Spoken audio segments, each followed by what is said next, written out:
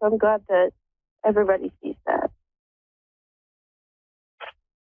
I think you're moving in the right direction. I think you are recognizing what you were doing wrong in the past, and now you're moving towards, making goals for yourself even. I would even encourage you to do affirmations, and that you could even include in the journal. Don't I recently started those. Really? Are you serious? Recently started them. Yeah. Oh my God. Amazing. Absolutely amazing. And I would include, if you are not already, the one that is, and it could be something as simplistic as I am worthy. I'm worthy of happiness. Because even every time you get into a situation, I don't want to say that's like normal, but that's calm. We'll say that's calm. You kind of get anxiety because it's not the normal chaos that you're used to. Yeah.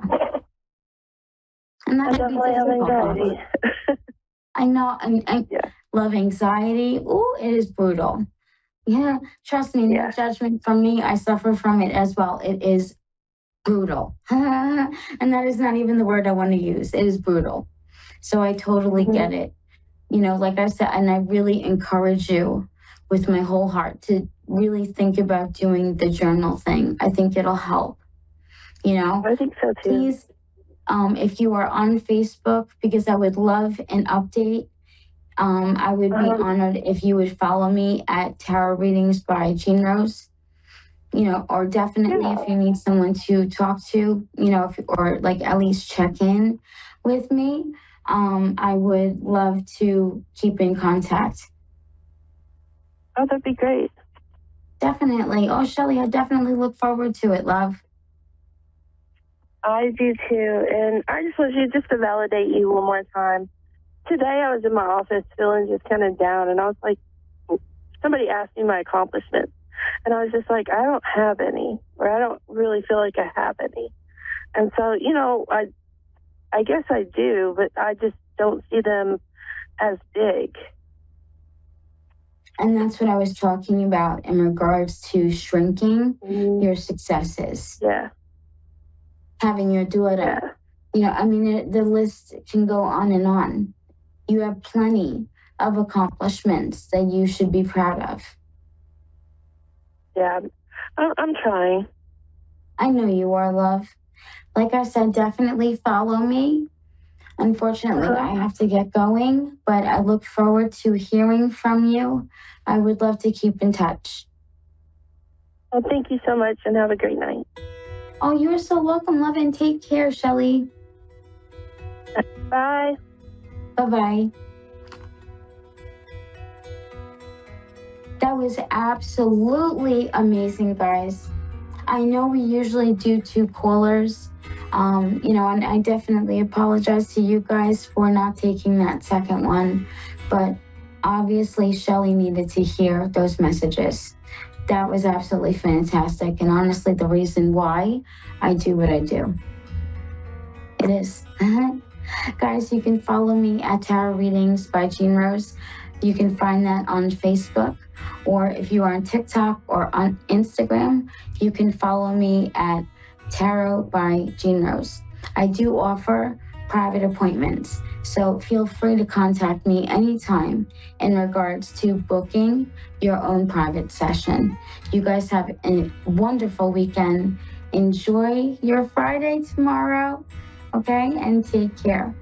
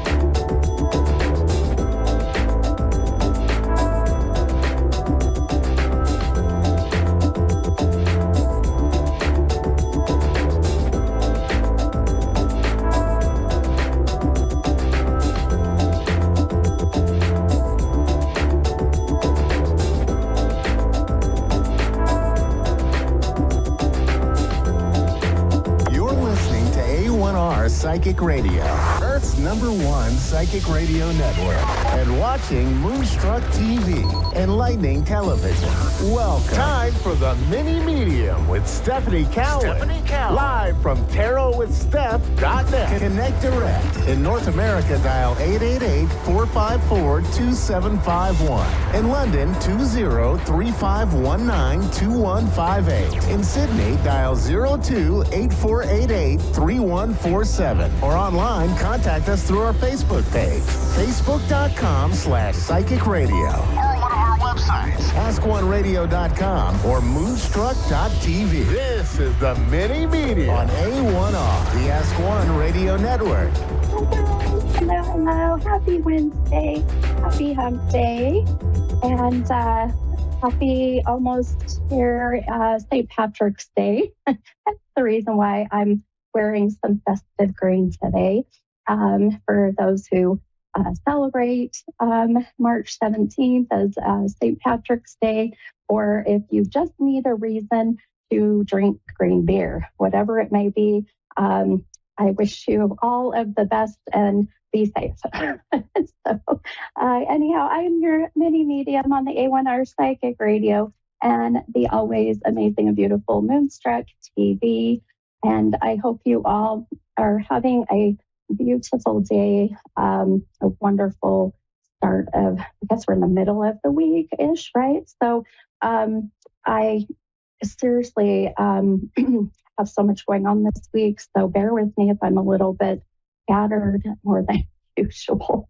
I have a huge event coming this Saturday night that we're going to be doing at a fun bar here in Harriman, Utah, called Redemption Bar and Grill. And I just get so excited. They have got me where I am there every third Saturday of every month. And it just so happens that this Saturday is the Saturday before St. Patty's Day. So it's going to be fun, and I can't wait. I've got so many amazing things planned. So if you happen to be in Utah and you want to head to the Harriman area, come see me at Redemption Bar and Grill. And that's Saturday at 6:30 p.m. And that's here in Utah's Mountain Daylight Time now. We just went through daylight savings. And speaking of which, I'm still trying to catch up my 1 hour of lost sleep. So I need all of my beauty sleep. I'm telling you, that 1 hour is very, very important. So I feel like I'm always trying to catch up with sleep as is lately. Things have been very busy and very all over and so much going on in my brain and my I feel like I just am constantly thinking about what's coming and what do I got to get ready.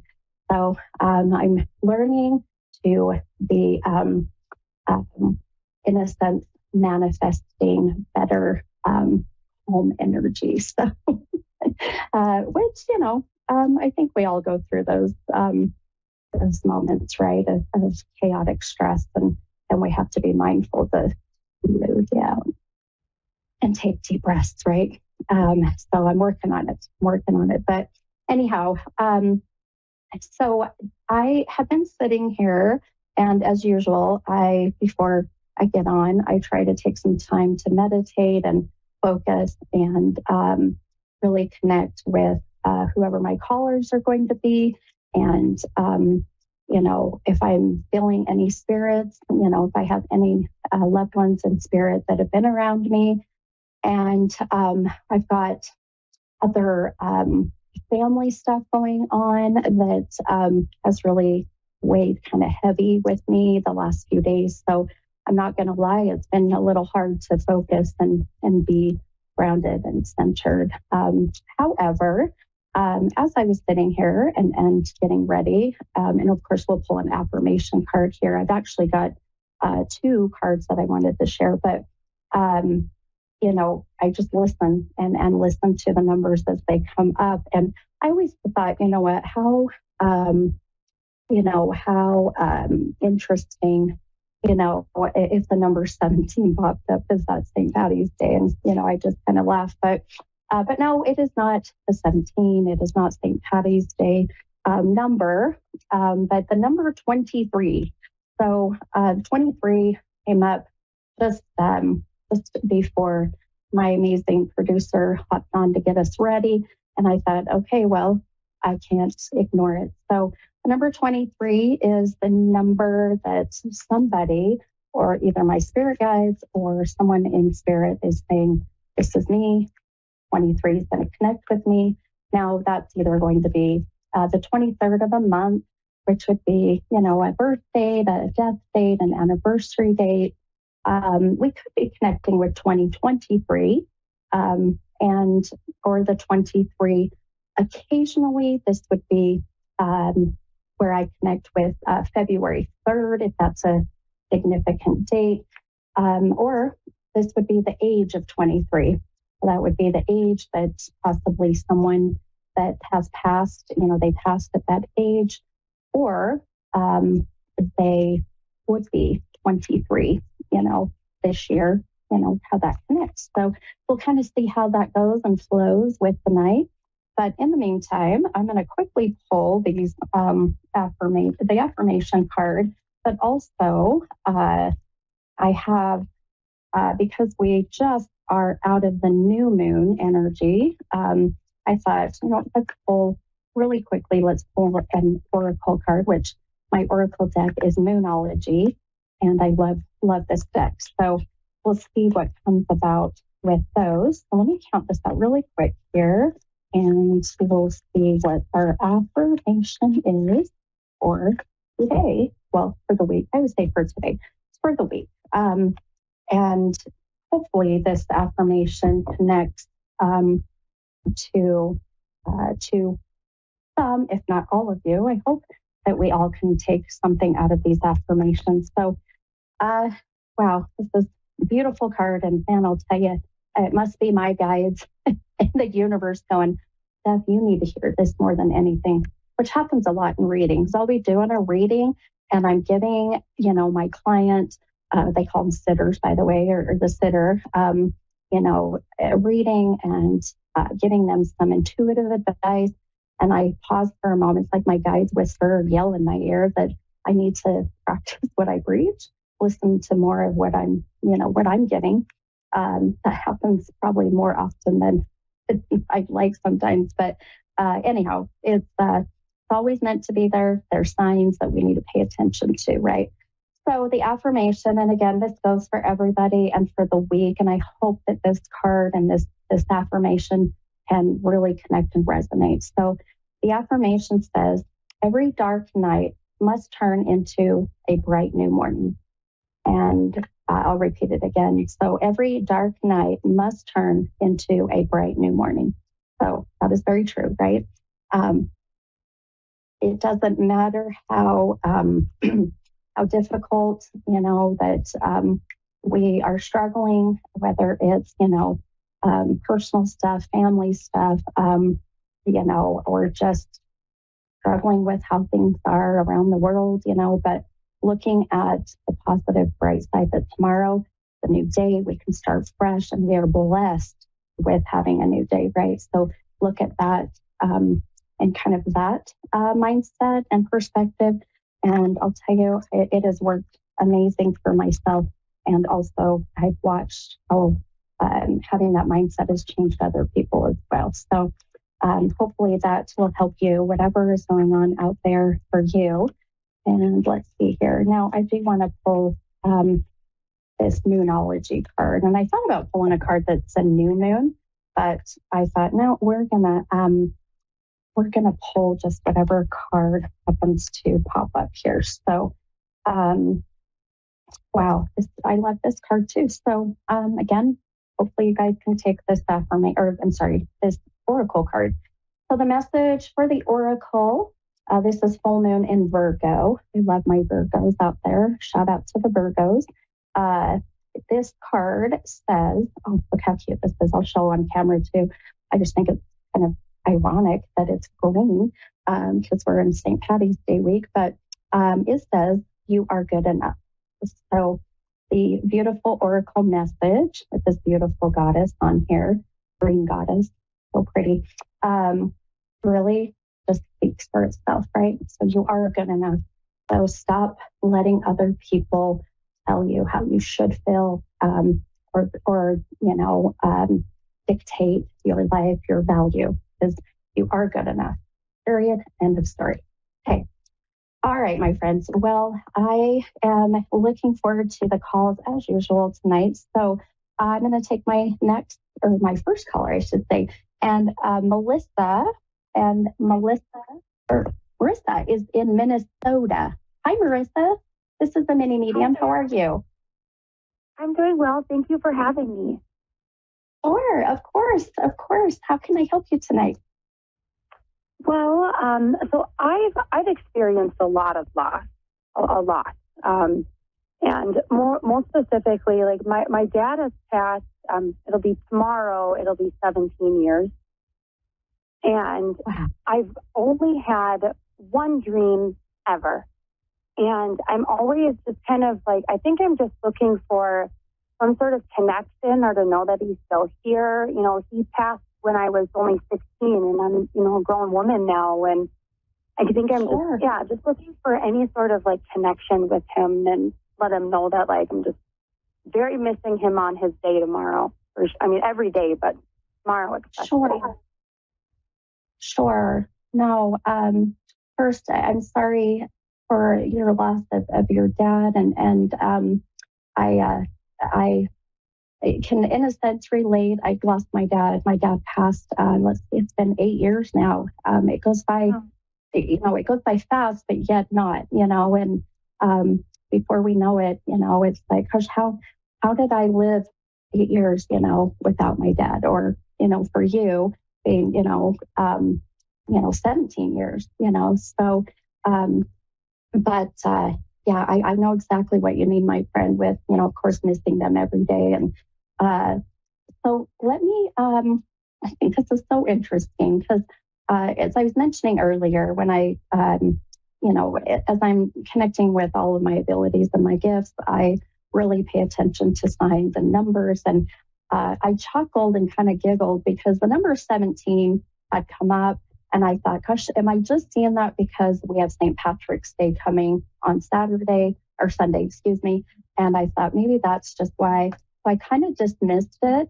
But then you just saying now that giggled at that too. Yeah. I thought, okay, maybe I was supposed to see it, and I, even doing this for 27 years, I still have my moments of questioning, and I shouldn't. But the human side does that. So we just have to kind of forgive ourselves and learn and move on. But so without a doubt, for sure, the 17 was meant to come up. And when you said that, I thought, okay, now it makes sense. So what I'd love to do is really, I'm going to go ahead and I'm going to count some cards out and just to get some connection. Now, what I'm going to do too, I just had a little voice in my head, which is always my spirit guides and or someone in the spiritual realm. But so for my producer, Dave, he'll be listening. Dave, I'm going to just take Marissa's call tonight because I feel like we're going to need a little more time. So I'm going to just have you as my only caller tonight, okay? Because there's something sitting there, and the fact that you have your dad's anniversary tomorrow, his passing, and that I think we will spend a little bit more time together, okay? Thank you so much. Okay.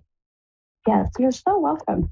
Let's see. So I'm going to, what I like to do, I use tarot cards, but I really just like to use them as a guide or a tool, or really what ends up happening is the cards are a really beautiful visual validation for you to see, and for myself as well, of how they're going to connect with my abilities. So I don't really necessarily will sit and read the tarot, but I want to see how they're going to connect. So I'm going to pull a few cards for you here really quick and see what we can get. And okay.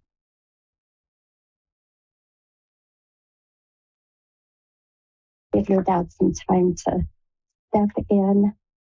step forward. If he's going to come through for us tonight. Okay. All right, my friend. So, all right. So I pulled a couple cards. Now, I'm going to you're not going to hear me say much for a moment. What I'm doing is just really kind of quieting my mind and see if I can get much connection with anyone, but hopefully with Dad. Okay. So give me just a moment here. Now, this is already interesting. I'm all about numbers. I love numbers, numerology, very important in my readings. I pulled two cards, just random, and the two cards that I pulled, one is number 7, the other is a number 8, which those two cards together, those two numbers equal 15. Now, I thought I heard you mention something about, was it the age of 15 when Dad had passed? I was 16, but it's weird because 15 was when we really connected and got really close. So Gotcha. that definitely could be it. And that was, we really connected at 15. He was really out of my life and I was in and out, kind of troubled relationship with the parents, with my mom and him. And so he just wasn't around as much. But 15, we connected and bonded, and I lived with him for a while, and then Good. only was able to be with him for really only about a year. Okay. Well, that would make a lot of sense why that number just resonated right offhand. So, all right. I'm gonna also now. Do you connect with that number 23 I was mentioning earlier? A lot. It's like it's my mom. My mom is the 23rd. My stepdad is the 23rd. My brother is the 23rd. I was supposed to get married to my late fiance who passed on the 23rd. So it's very, 23 also meant a lot to me as well. So when you said those two numbers, 17 and 23 together, I just kind of was just laughing because I was like, oh, well, it stood out a lot. I love that. And wow, it gave me just chills everywhere. And these are the things that, and the signs that we can't ignore. These are the signs that are what, our guides or our loved ones in spirit will give us, to either validate who we are, who they are, or what we're doing in here in the physical world. Or sometimes those numbers are, there'll be some special connection or meaning between just, the two of you, or however that comes together. So no coincidences in life whatsoever. I love that. So without a doubt, my friend, the 17, very much connecting with Dad, the 23, connecting, with many things, especially, when you mentioned that, you were going to be married. And I'm so sorry for the loss that, of your fiance. Man, you're right. You've had many, my friend, many, and you're too dang young. I can just feel your energy and just too dang young. So very well could make sense why I needed to have you be my only caller tonight, because you had so much energy coming in and so many souls starting to step forward. I knew there was a reason for it. So a couple things I wanted to mention, and also tell you what else I may be getting if this is Dad. But oftentimes I will have clients say, my mom or my dad or whoever, when they first passed away within the first couple years, I really had all the signs. I dreamt of them. I felt like they were always with me. I was getting the feeling or whatever it may be. And then as we move on through life, we start to think, gosh, they're not there as much, or I'm not having the dreams, or I'm not seeing the signs. And then we start to question, well, where did they go? Are they not with me? And for one, they're always around. You just have to ask for them to be there. The reason that you start to have those feelings of kind of disconnect is really because our loved ones in spirit they don't want us to live in that deep grief, and they don't want to be that constant reminder of their passing. So what they do, in essence, is they maybe don't give us, all those signs and symbols, So pay attention still, but just know that there's a reason, and they're doing that to take care of us, to help us. I'm the same way. My mom passed 11 years ago, and I don't see or feel my mom as much as I used to, but I know she's there. So that was one thing I wanted to mention. The other thing I was getting, which I think is absolutely beautiful, your dad keeps showing me, and I keep getting, which is just very interesting. So it's a pretty good big size number. But I just got 56, 5 and 6. So this is either the year 1956, the age of 56. No, he was really, really young when he died. He was 34. He was 34. Okay. Mm-hmm. Okay. It might have been close to the age that my grandma was when he passed. That kind of sounds familiar, maybe. Okay. I'll have to think about that one more. Okay, that's okay. Think on that. And now, being that that's such a large number too, this can be connected. Oftentimes souls will do this too. But the 5 and the 6, it could be May 6th. Again, there's a date. But I also felt like that this was connecting to the number 11, which 6 plus 5 is 11. But you said May 6th? May 6th, yes. May 6th will be my 10 years sober, I'm in recovery. My 10-year sober day is May 6th. Oh my gosh. Oh my gosh, my friend. Okay. Here's, incredible. I knew this is, your dad showed me that now, which I very much feel this is dad, if not many others on the other side that you have here. But this would be their way of, number one, validating that as a very special date, very important date, obviously. And congratulations, by the way. I knew you and I knew there was we had a lot in common. And maybe offline we can chat. The relationship with your dad, your 10-year sobriety, we have a lot in common. That's why you were meant to be with me tonight, but also why I felt like there was so much coming in. But more importantly, my friend, this is your dad's way of validating that date, and just what a huge celebration, and how proud he is of you, hon. How proud. I can feel that overwhelming just warmness of being so proud.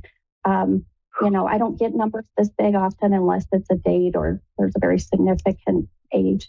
So May 6th being your anniversary, and the fact that it's even it's a milestone, right? It being a 10-year, that's big. That's a big milestone. It is. That's incredible. Absolutely incredible. Amazing. I love it. Well, and that's what that's what they do. That's how our loved ones want to make sure that you don't question if they're ever around, or doubt that they're there. Sometimes it takes these little, well, I didn't say little, these big reminders, but just, making sure that you and I got connected tonight. And then also wanting to make sure we validated some very important dates through these numbers. The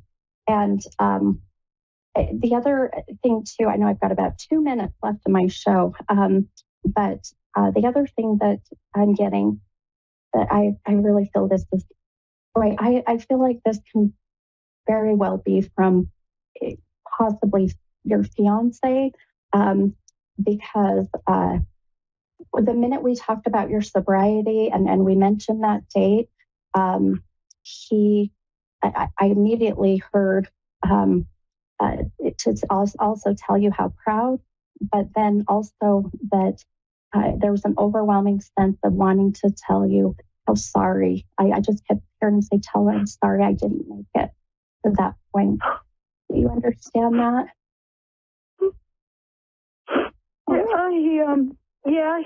My fiance died from an overdose 6 years ago. It'll be 6 years in April, and he didn't make it, and we tried to get sober together, and he helped me get sober, and I got sober, and he didn't, and that was so thank you so much for that. Oh my gosh, you're so welcome, hon. You know, I truly believe in, amazing, timing, divine timing. And, I would absolutely love, I've got probably about a minute left, but if you go and check out my Facebook page, it's Mini Medium, just like my show, and shoot me a message. I just want to have a little offside chat with you. Is that okay?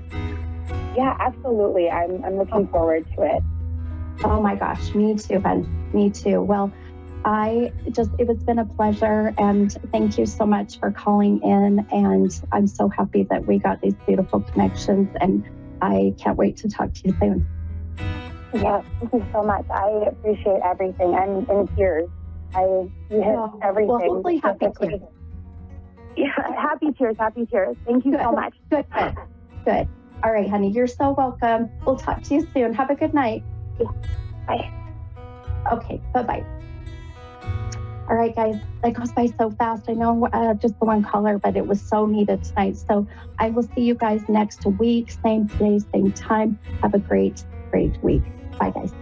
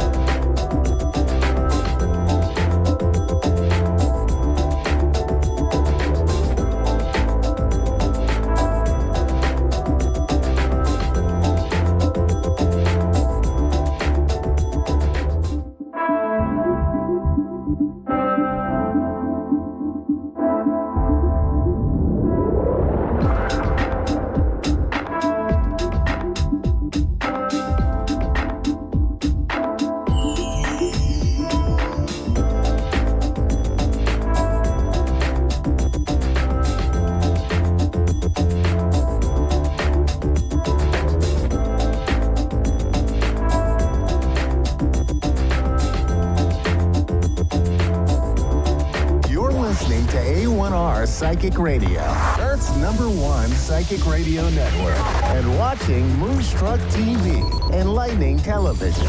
Welcome. Time for Psychic Paths with Suzanne Marie. Live from PsychicPaths.com. Connect direct. In North America, dial 888-454-2751. In London, 20-3519-2158. In Sydney, dial 02-8488-3147. Or online, contact us through our Facebook page, facebook.com/Psychic Radio. Or one of our websites, askoneradio.com or moonstruck.tv. This is Psychic Path on A1R, the Ask One Radio Network.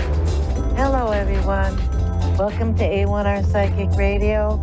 I am Suzanne Marie, here for a little time. I am a clairvoyant and a light trance medium, and you can reach me at Psychic Paths, and it's down there. And you can reach me on my website or on my Facebook page. I'm always able to connect with you. I hope everyone is doing well, and I hope that everyone is feeling safe and loved. We have Sadie from Wales. Hello. Oh, hello. How are you tonight? Hi, I'm good, thank you. And yourself? Good, good. What can I help with tonight or today? I was just wondering whether you had any of my loved ones who has passed, whether you could give me a reading through any of that. You wanted to know about past loved ones? Yes, please. Okay. Do you have anyone in Pacific that you were trying to get a hold of? Well, my mother-in-law, she have a long past. Okay. Let me see what Spirit says, okay? Okay.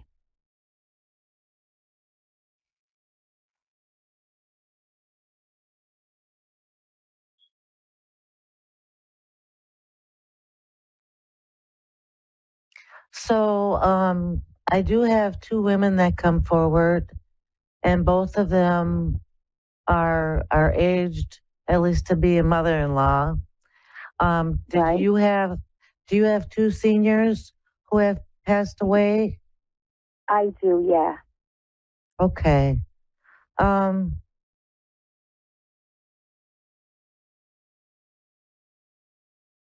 trying to hear the mother-in-law.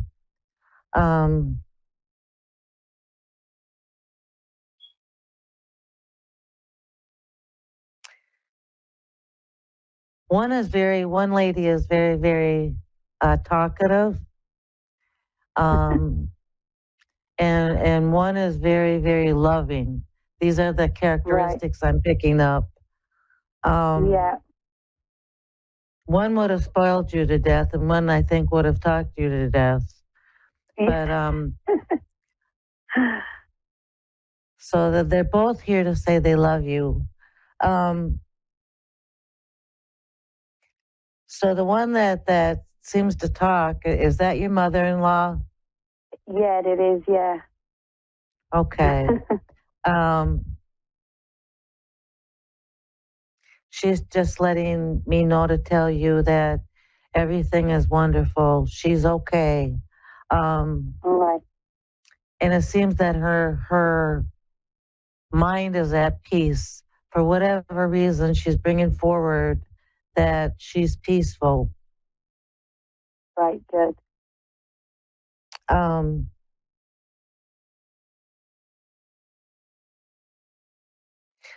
Which one was prone to long illnesses? Because I'm getting kind of confused.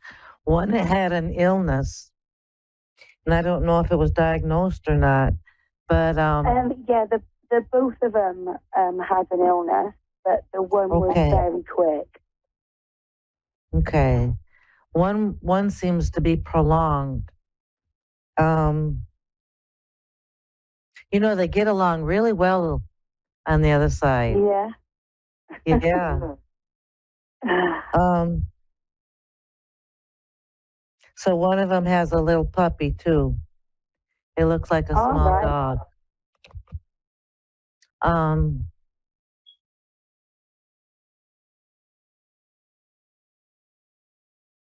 So was she kind of frustrated with your husband? Because there seems to have been some problems in the past. But She was, yeah. she's saying that she only wanted the best for him, but she may not have gone about it in all the correct ways. Right. And so she's bringing that forward. When it comes to you, she says you're lovely. She absolutely said lovely. No.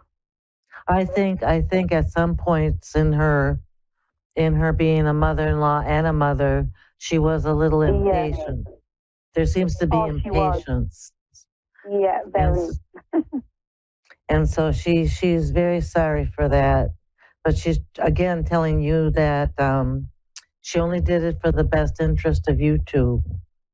That's it. She did. Yeah. Yeah. Is there any questions that you would like to ask of her? No, I just hope that she's just happy. You know what I mean? As long as she is. All right, and it was very interesting as she was coming through because she had the mindset of la-di-da, just kind of like I'm not really thinking or concerned or focused on anything. And I think she needed that. Something tells me that she was a very much worrier type of person. A terrible way. She'd worry over everything. And so she does want you to know she's at peace, and that she loves you both dearly, and she apologizes. No. And the other lady, I get a V, some kind of V. She's telling me that she is always with you, whether you know it or not. She's still very much tender-hearted with you, and she says when you are alone and you do start to worry, she is with you. That she comes in and she just wants to share her love with you, and that she is there with you. Did you say a V or a B? It sounded like a V, but maybe a B. I think she's trying to tell me something. But she really just wants you to know she loves you. Yeah. She's impatient too right now because she's like, okay, she's got the message. But she just wants you to know she's around you and she loves you. She feels like she loved the summers, or she loved flowers and gardens. Yeah. Wherever there were flowers, she loved. And sometimes I think when she is around you, if you do smell a fragrance, it's probably her, because she's very much a flower person. And I took a whiff of a flower.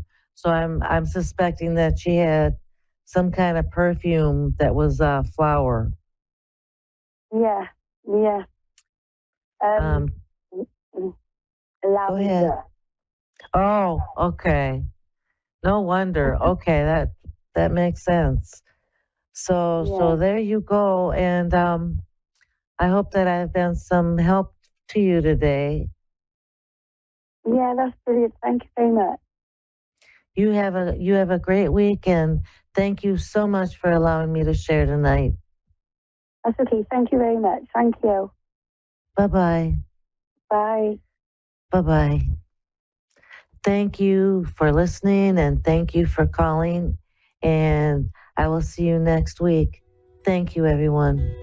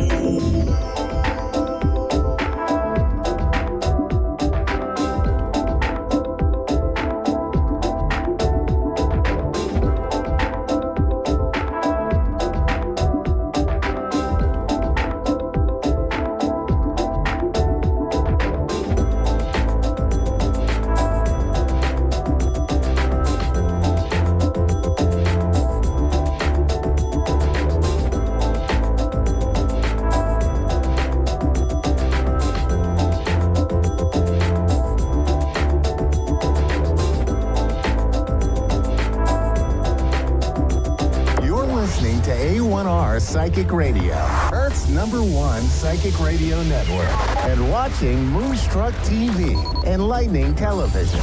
Welcome. Time for Lavender Moon Healing with Bree Patak. Live from linktr.ee/Lavender Moon Healing. Connect direct. In North America, dial 888-454-2751. In London, 20-3519-2158. In Sydney, dial 02-8488-3147. Or online, contact us through our Facebook page, facebook.com/psychic radio. Or one of our websites, askoneradio.com or moonstruck.tv. This is Lavender Moon Healing on A1R, the Ask One Radio Network. Hello. Welcome. My name is Bree, Lavender Moon Healing. I am excited to be here. I'm just Palo Santoing a little bit. We got to clear some energy. It's been a heavy day. The frequencies of the planet are going absolutely crazy. And I don't know about you all, but my emotions, my anxiety, my anger, my rage, it was all going crazy today because the earth is just having craziness. There was 2 solar flares in the last 24 hours, which has a major impact on my energy. Probably some technology goofs happened for everybody today. So I just wanted to take a minute and clear some of that negative energy out and just kind of ground myself and take a minute and just breathe. It's been a day. And I am hoping that you all are just taking a minute with me and just take a deep breath in and breathe out. Breathe out. Let's get all that negative energy out. Let's pass all that energy. We are ready. Do we have a caller? I am ready when you are. But while we are waiting to see if we have a caller joining us tonight, I just wanted to say, let's recognize the strength that we are all gaining right now in the equinox. The equinox is happening. We are in this change of seasons. We are building on all of the seeds that we have been planting. We are ready to cash in our checks of all the work that we've been doing all winter, all this healing that we've been doing the last couple of months of last year, the beginning of this year. It's been rough for everybody, but the equinox is here. We have new energy, we have new life, we have new growth, we have new beginnings for everything, and the abundance as the flowers bloom and the leaves pop out, the abundance is just going to start to roll in, whether it's joy, whether it's money, whether it's time. Whatever you've been manifesting, it is coming. And I feel it for everyone. I feel this massive change coming.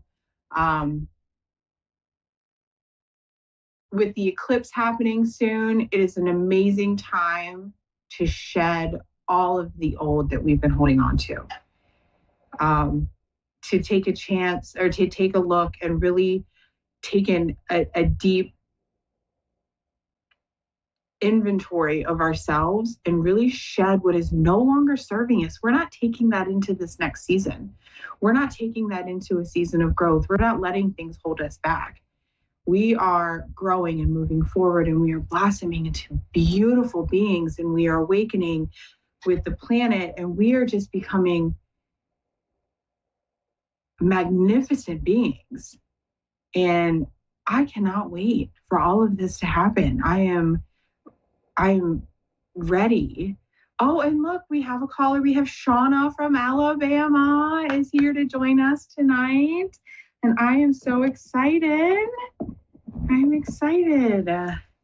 So let's welcome Shauna from Alabama. Hi.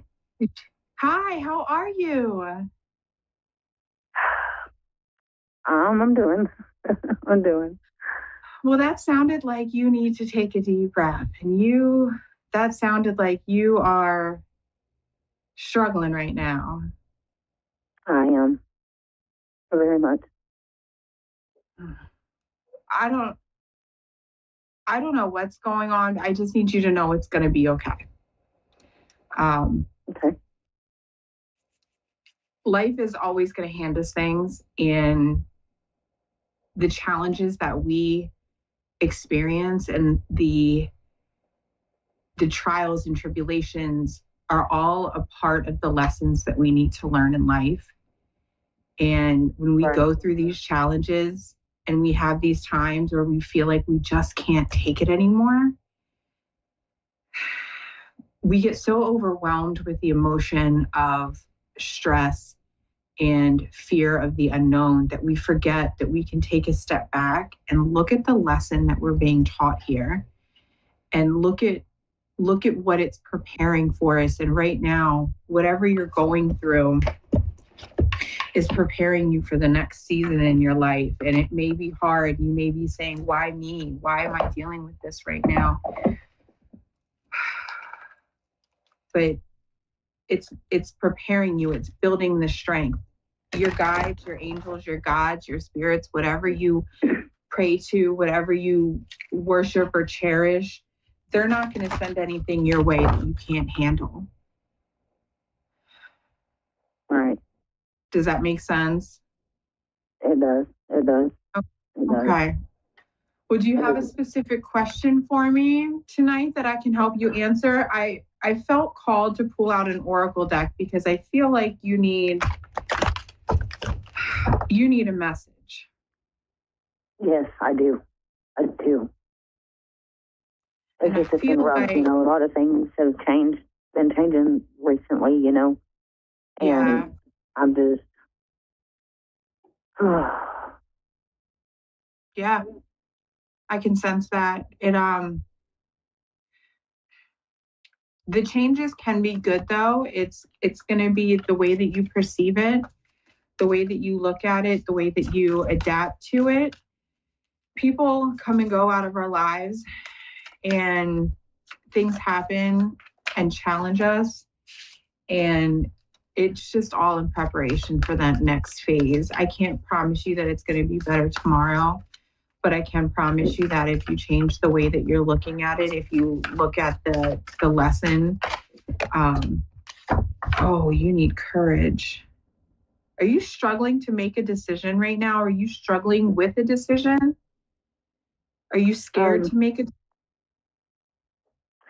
Well, kind of, yeah and no. I'm kind of going through a breakup. Okay. I just got a job, and I'm trying to find my own place. And for the first time in my life, I'm putting me first and trying to learn to self-love me, and I'm struggling with it. Yeah, because I don't know what I'm doing. I'm proud of you, and if nothing else, that's what I can say to you is I'm proud of you for putting yourself first, for recognizing that you were in a position that was not for your highest and greater good, that you deserved better for yourself. And I'm proud of you for that. And nobody has probably ever said that to you, but I'm going to let you know that from the bottom of my heart, I am proud of you to put yourself first. Thank you. But it's hard. I'm being almost 43 years old. It's never too late to start over. It is never too late to start over. And your life is just beginning. You have I'm 42 and I'm going through it myself, making these major life changes. Oh, you're in a period of growth. You're outgrowing this life that you had. You deserve more and you feel like you need more. Yes.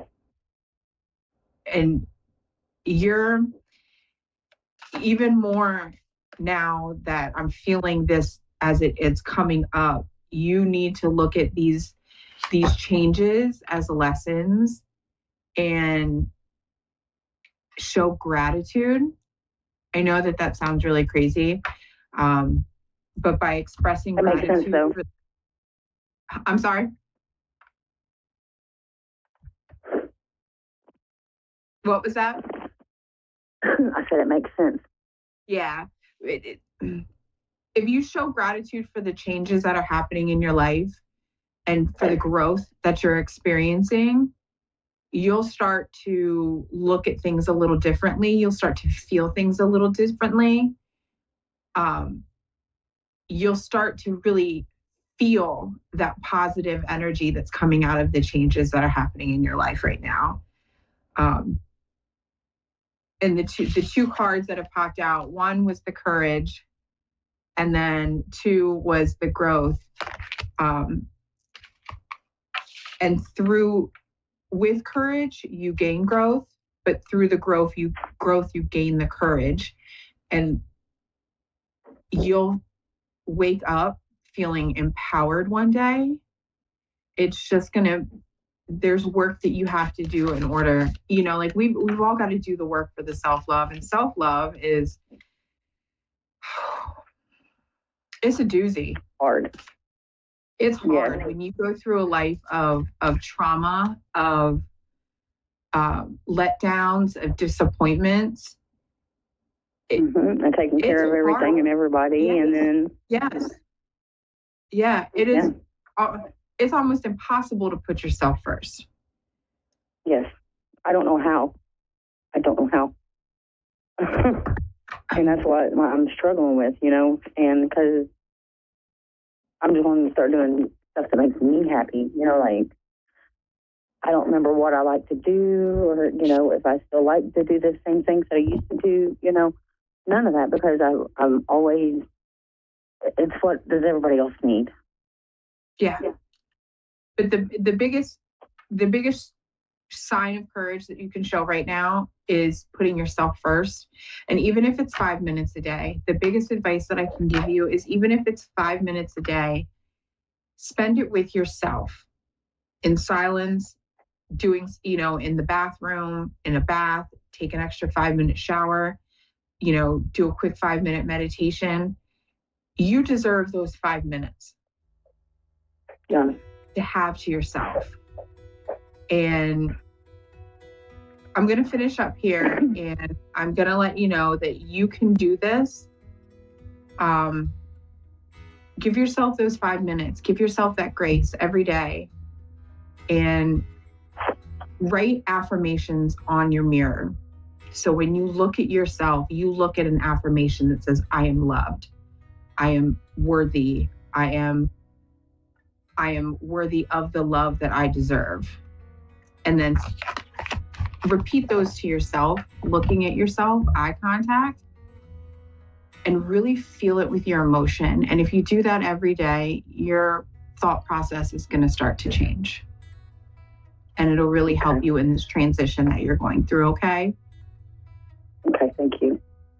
Well, thank you. I am so honored that you joined me tonight, and I do hope that I gave you a little bit of healing advice and a little bit of optimism. And I am so grateful that you joined me this evening.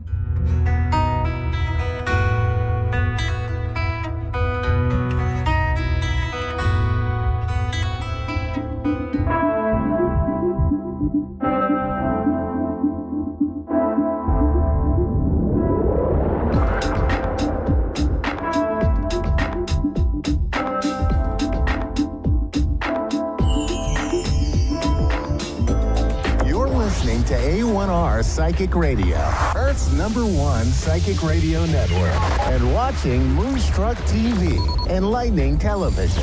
Welcome. Time for New York City Celebrity Psychic with Perry Lyons. Perry Lyons. Live from PerryLyons.com. Connect direct. In North America, dial 888-454-2751. In London, 20-3519-2158. In Sydney, dial 02-8488-3147. Or online, contact us through our Facebook page, facebook.com/psychic radio. Or one of our websites, askoneradio.com or moonstruck.tv. This is New York City Celebrity Psychic on A1R, the Ask One Radio Network. Hello, cherished ducklings. This is Perry Lyons, coming to you live from Brooklyn, New York. And my hair and I got into a little fight today, and my hair won, so just squint when you look at the screen. Anyway, I'm so happy you're here, and I'm here to take your questions, your deepest, most profound, most personal, most whatever questions. Also, I was painting. I'm an artist, so I was painting today, so I have blue fingers. Just ignore them. We're going to start out with the psychic weather. which is it's the tarot psychic weather. So I'm going to be picking 3 cards. First card, and this is if you happen to be listening or watching, it's for you. It's that simple, no matter what sign you are. And I never used to believe in astrology because I couldn't see how great whirling lumps of rock in the sky would care about what I was doing on Tuesday. Then I did some research, and sadly, it seemed really accurate. So a little conflicted, but okay. So the first card is going to indicate the beginning of the week. Second of the card is the middle of the week. You're catching on here. And the third card is the end of the week. So this is the influences that are coming into play. I'm just going to lean down and grab the cards with my eyes closed so you know it's on the level. Woo, woo. On the level, level. Ah, interesting. First card. I don't get this card very often. It's the moon card. This often means somebody's lying to you. It might mean something else for other readers. For me, it always means somebody's fibbing. In England, they call them telling a porky. That's a Cockney slang for telling a lie, because pork is rhyming slang. Pork pie, lie, had to be there. As you can see, though, there's a jackal and a dog howling at the moon. And, not the most uplifting of images. So if you're wondering why something isn't making sense in your immediate vicinity, according to how somebody is explaining it, it's because they're fibbing. However, you will know this because towards the middle of the week, your inner intuitive wisdom will suddenly click in, and you'll say, aha, I am now the high priestess, and you cannot fib to me. I know all. I see all. I tell half.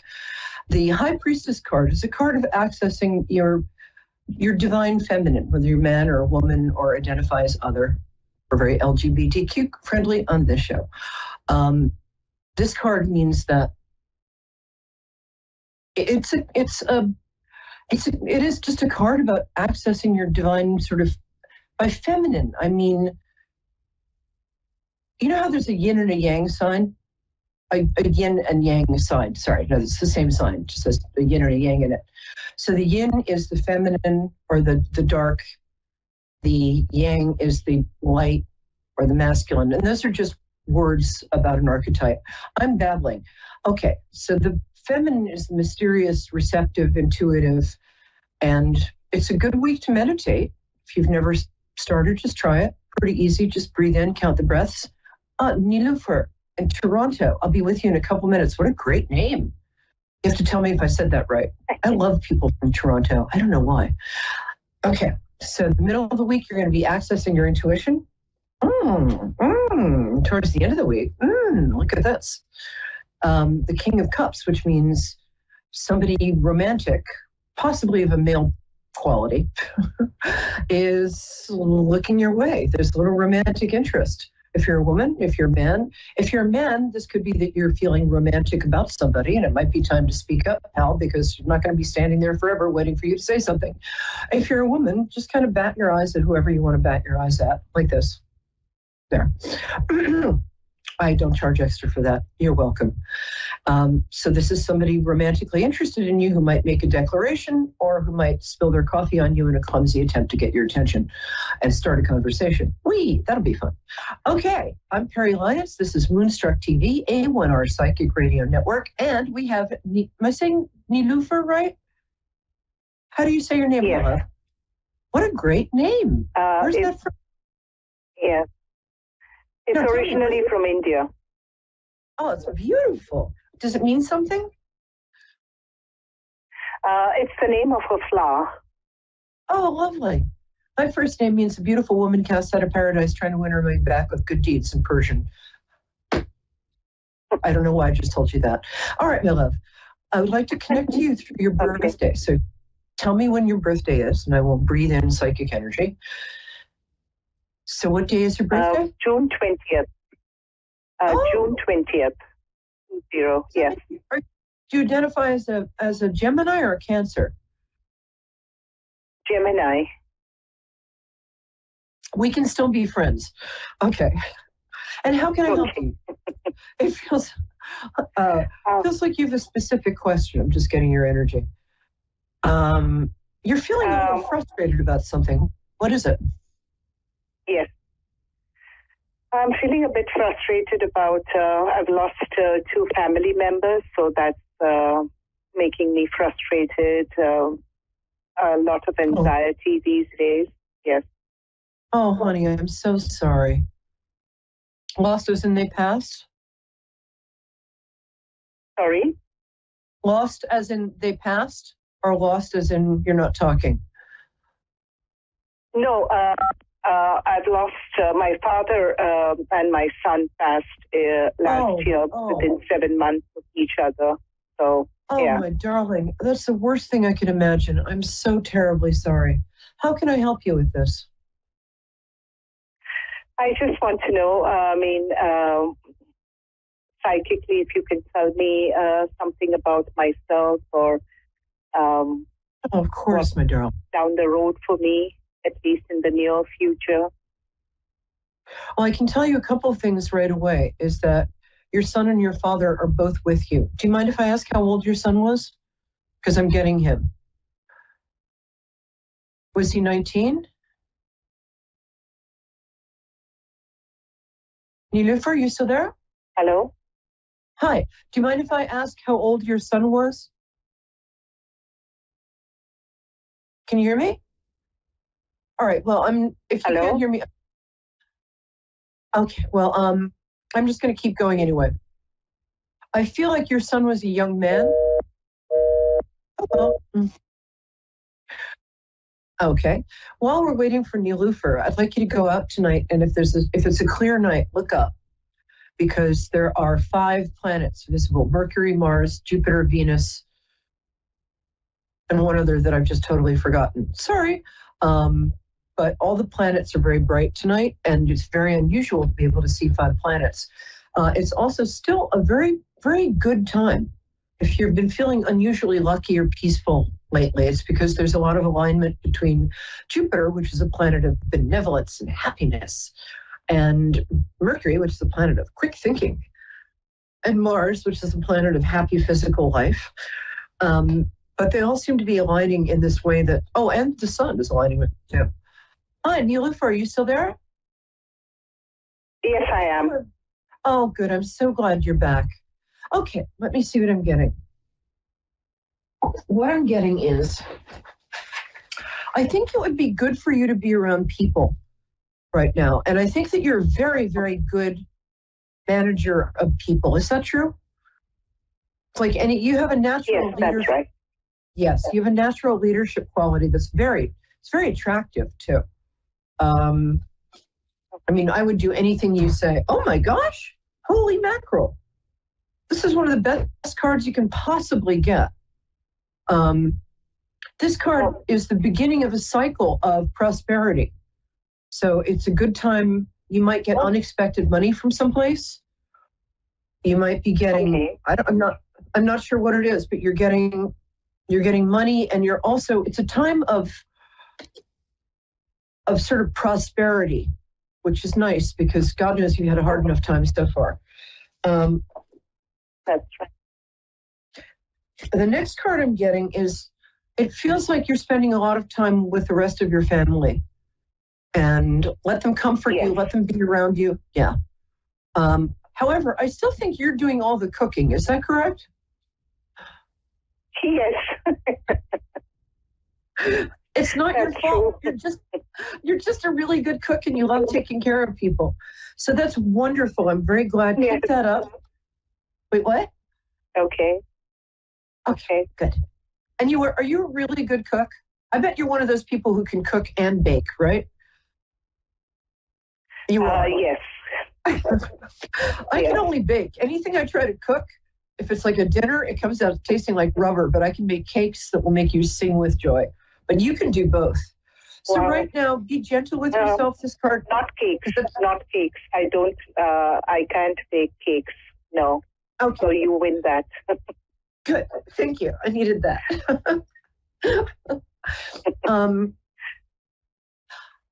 By the way, if you like this piece I'm wearing, let me know on Facebook and I'll send it to you for free, because you've had a really sucky time, and I'd like to just give you something. I make this stuff. So Let me know if you like it, and I'll send it to you. Okay, you're welcome. Take me up on that. Sure. I love going to the post office for some reason. Okay, so this is where you are right now. I don't know if you're listening or if you're watching. If you're watching, you can see this is not a fun card.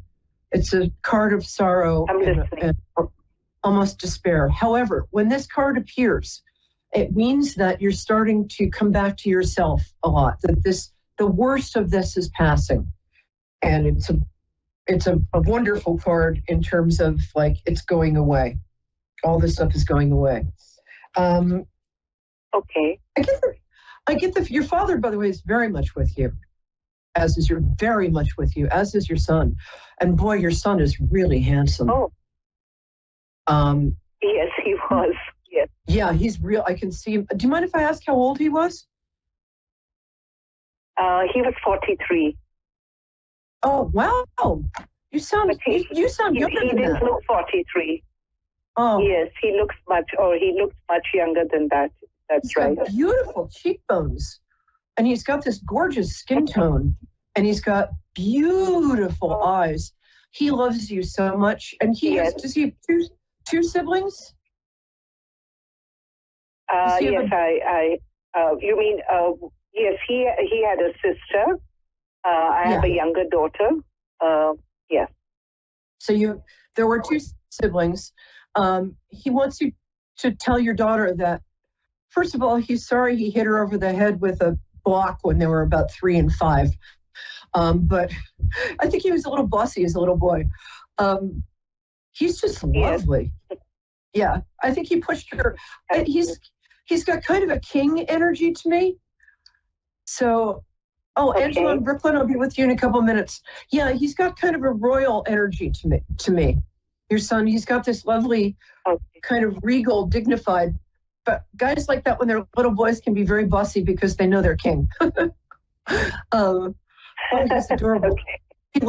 He's with you all the time. So, is your husband still around? Okay.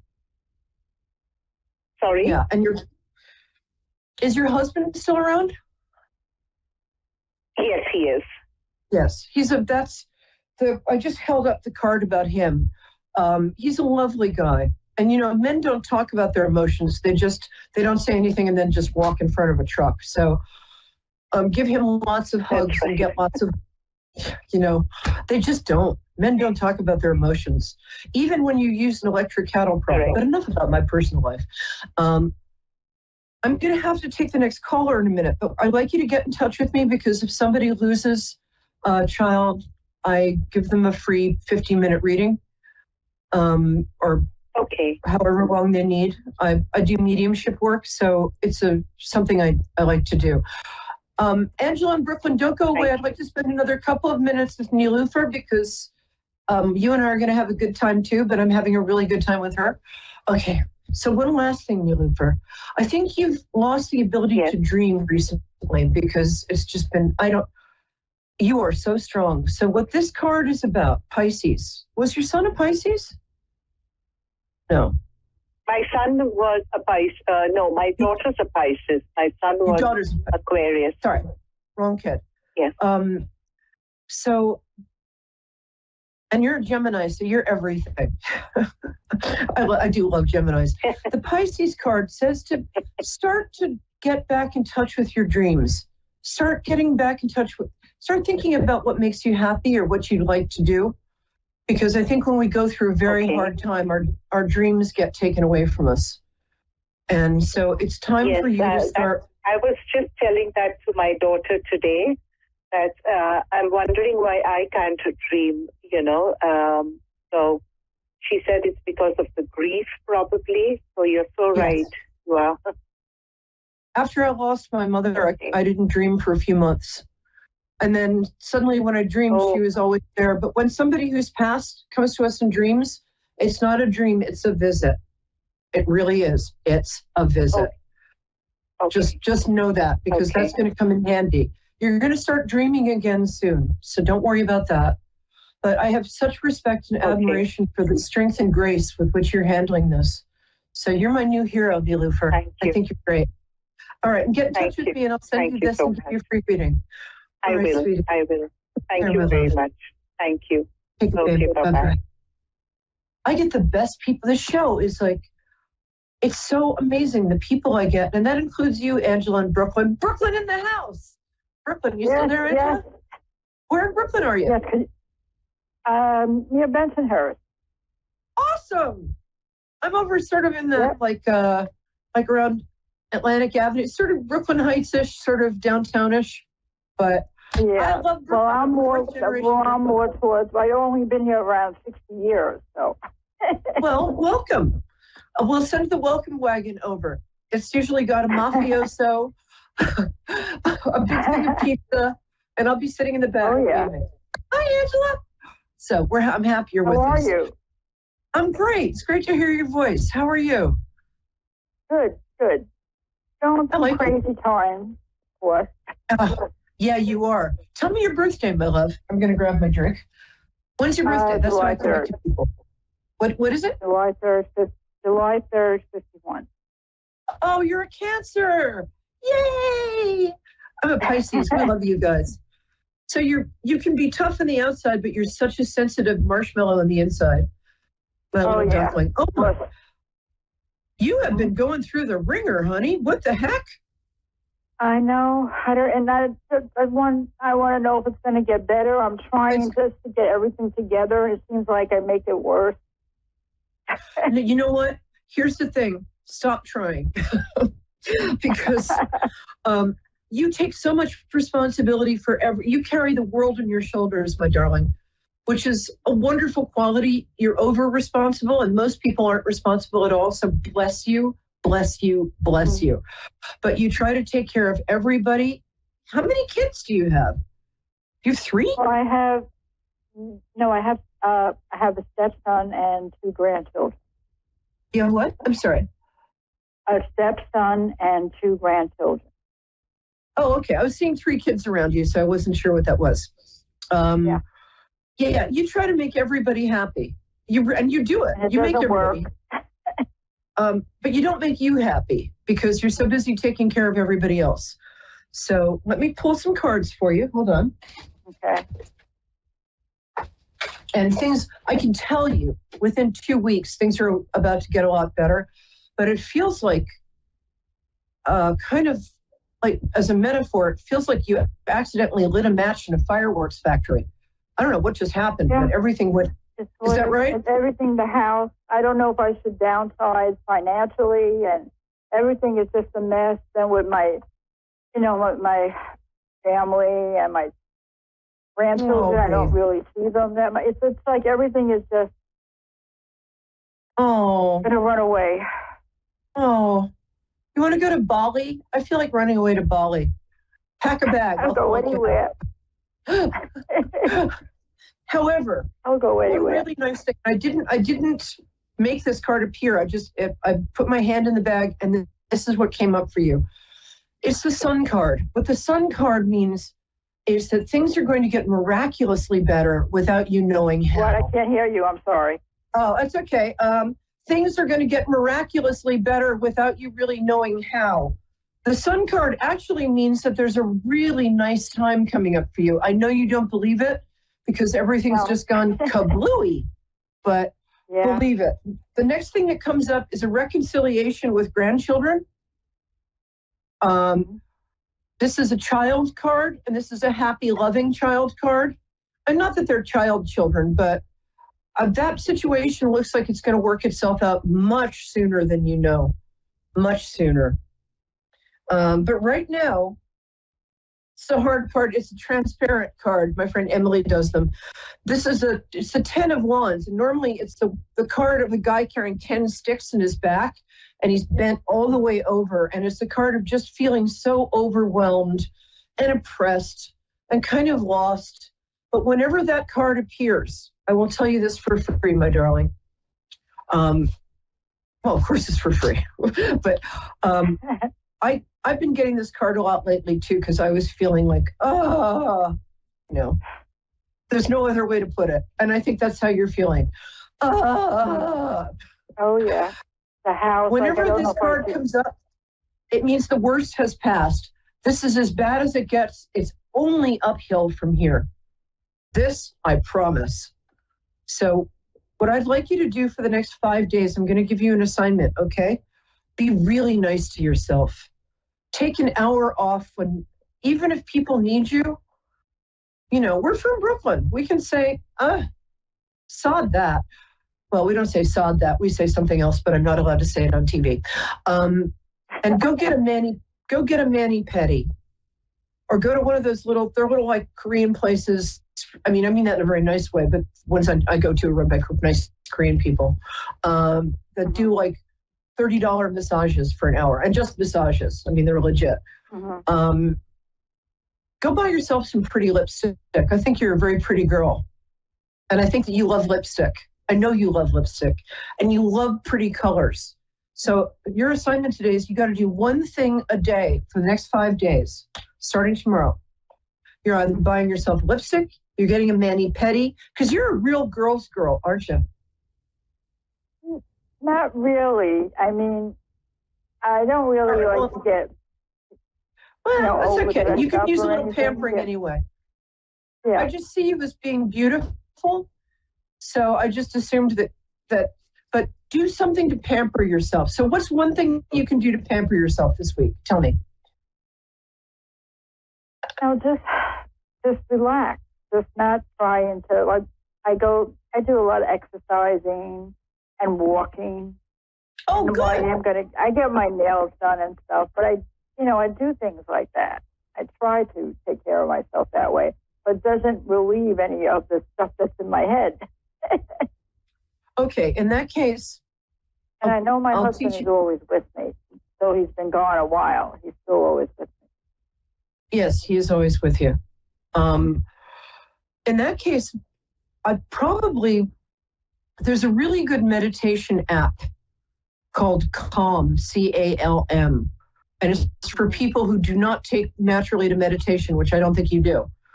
I would get that app and do some of the meditations. They really help, because I'm wired all the time. And it's very hard for me to meditate. And I use this app and I'm like, oh, what is this feeling? Could it be relaxation? But I'm also going to tell you that in your life, all that stuff is going to stop. It's going to start calming down, like, so to speak, starting in the next week. Within 2 weeks, things will be noticeably better. That's what the cards tell me. That's what my psychic self tells me. And also, I think you're going to reunite with a long-lost friend or an old friend you haven't seen for a while. And that's going to be really nice. Let yourself, and you can also, because you take care of everybody. Am I right? Do you take care of everybody? Yeah, I know you do. I try. Yeah. No, you succeed. You might, sometimes it's nice to give our friends the gift of trusting them and saying, hey, you know what? Could you come over and just talk to me? Or can we go out for coffee? Or will you take me to a movie? I'm a little blue and I could use a hug from somebody special, which is you. Let yourself reach out a bit this week, because I don't think you do that very often because you're so busy taking care of help. I don't What's that? help. I don't. No, I know. I That's never why ask for help. I know. So it might be time to change that. You don't have to ask for help. I don't want you to just feel like you're sounding pathetic. It's not like you're, help me.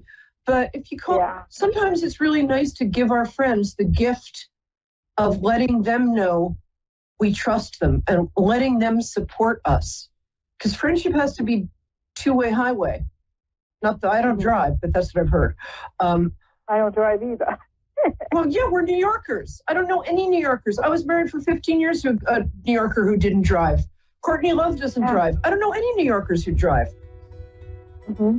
We're not supposed to. We've got really good, we're supposed to walk or take Ubers. That's what I do all the time, walk.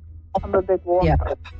That's a really good thing for you to do, too. I love that moment in New York City, the golden hour, like at twilight when everything turns golden. I love walking around Brooklyn then. It's you're going to be okay. What's that, Mela? I'm really going to be okay. It's not going to feel like I'm not exploding anymore. Yeah. Try the Calm app. Walk. I'm going to quickly teach you a breath. Hey, I've been profiled by the New Yorker. I know what I'm doing. So we're going to teach you a breath really quickly. I want you to breathe in really deeply. And when you breathe out breathe out like you're blowing out a birthday candle, like like that. What that does is it stimulates what's called the vagus nerve. Not the vagus nerve, that's a different nerve, but the vagus nerve. So you want to Google ways to stimulate the vagus nerve because that calms down our central nervous system. And you're just going on all cylinders. I promise you, within 2 weeks, things will be better.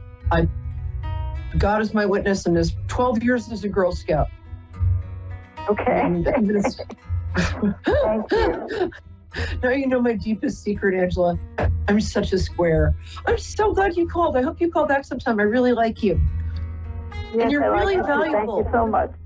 Oh, have a good night. Take care, my love. Okay. People love you. All right, take care. And I'm Perry Lyons. That was Angela. And before that, that was Nilufer. What the great names. And I'm every night, not every night, that'd be exhausting. 9 p.m. Wednesdays, Moonstruck TV. Come find me again. And I love you. You're wonderful. That color looks great on you.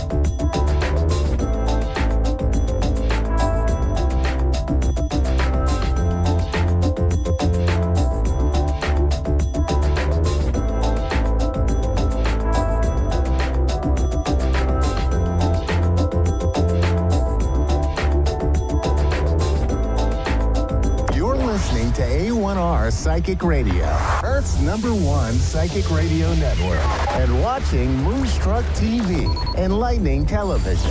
Welcome. Time for Maria Leggett's Medium Show with Maria Leggett.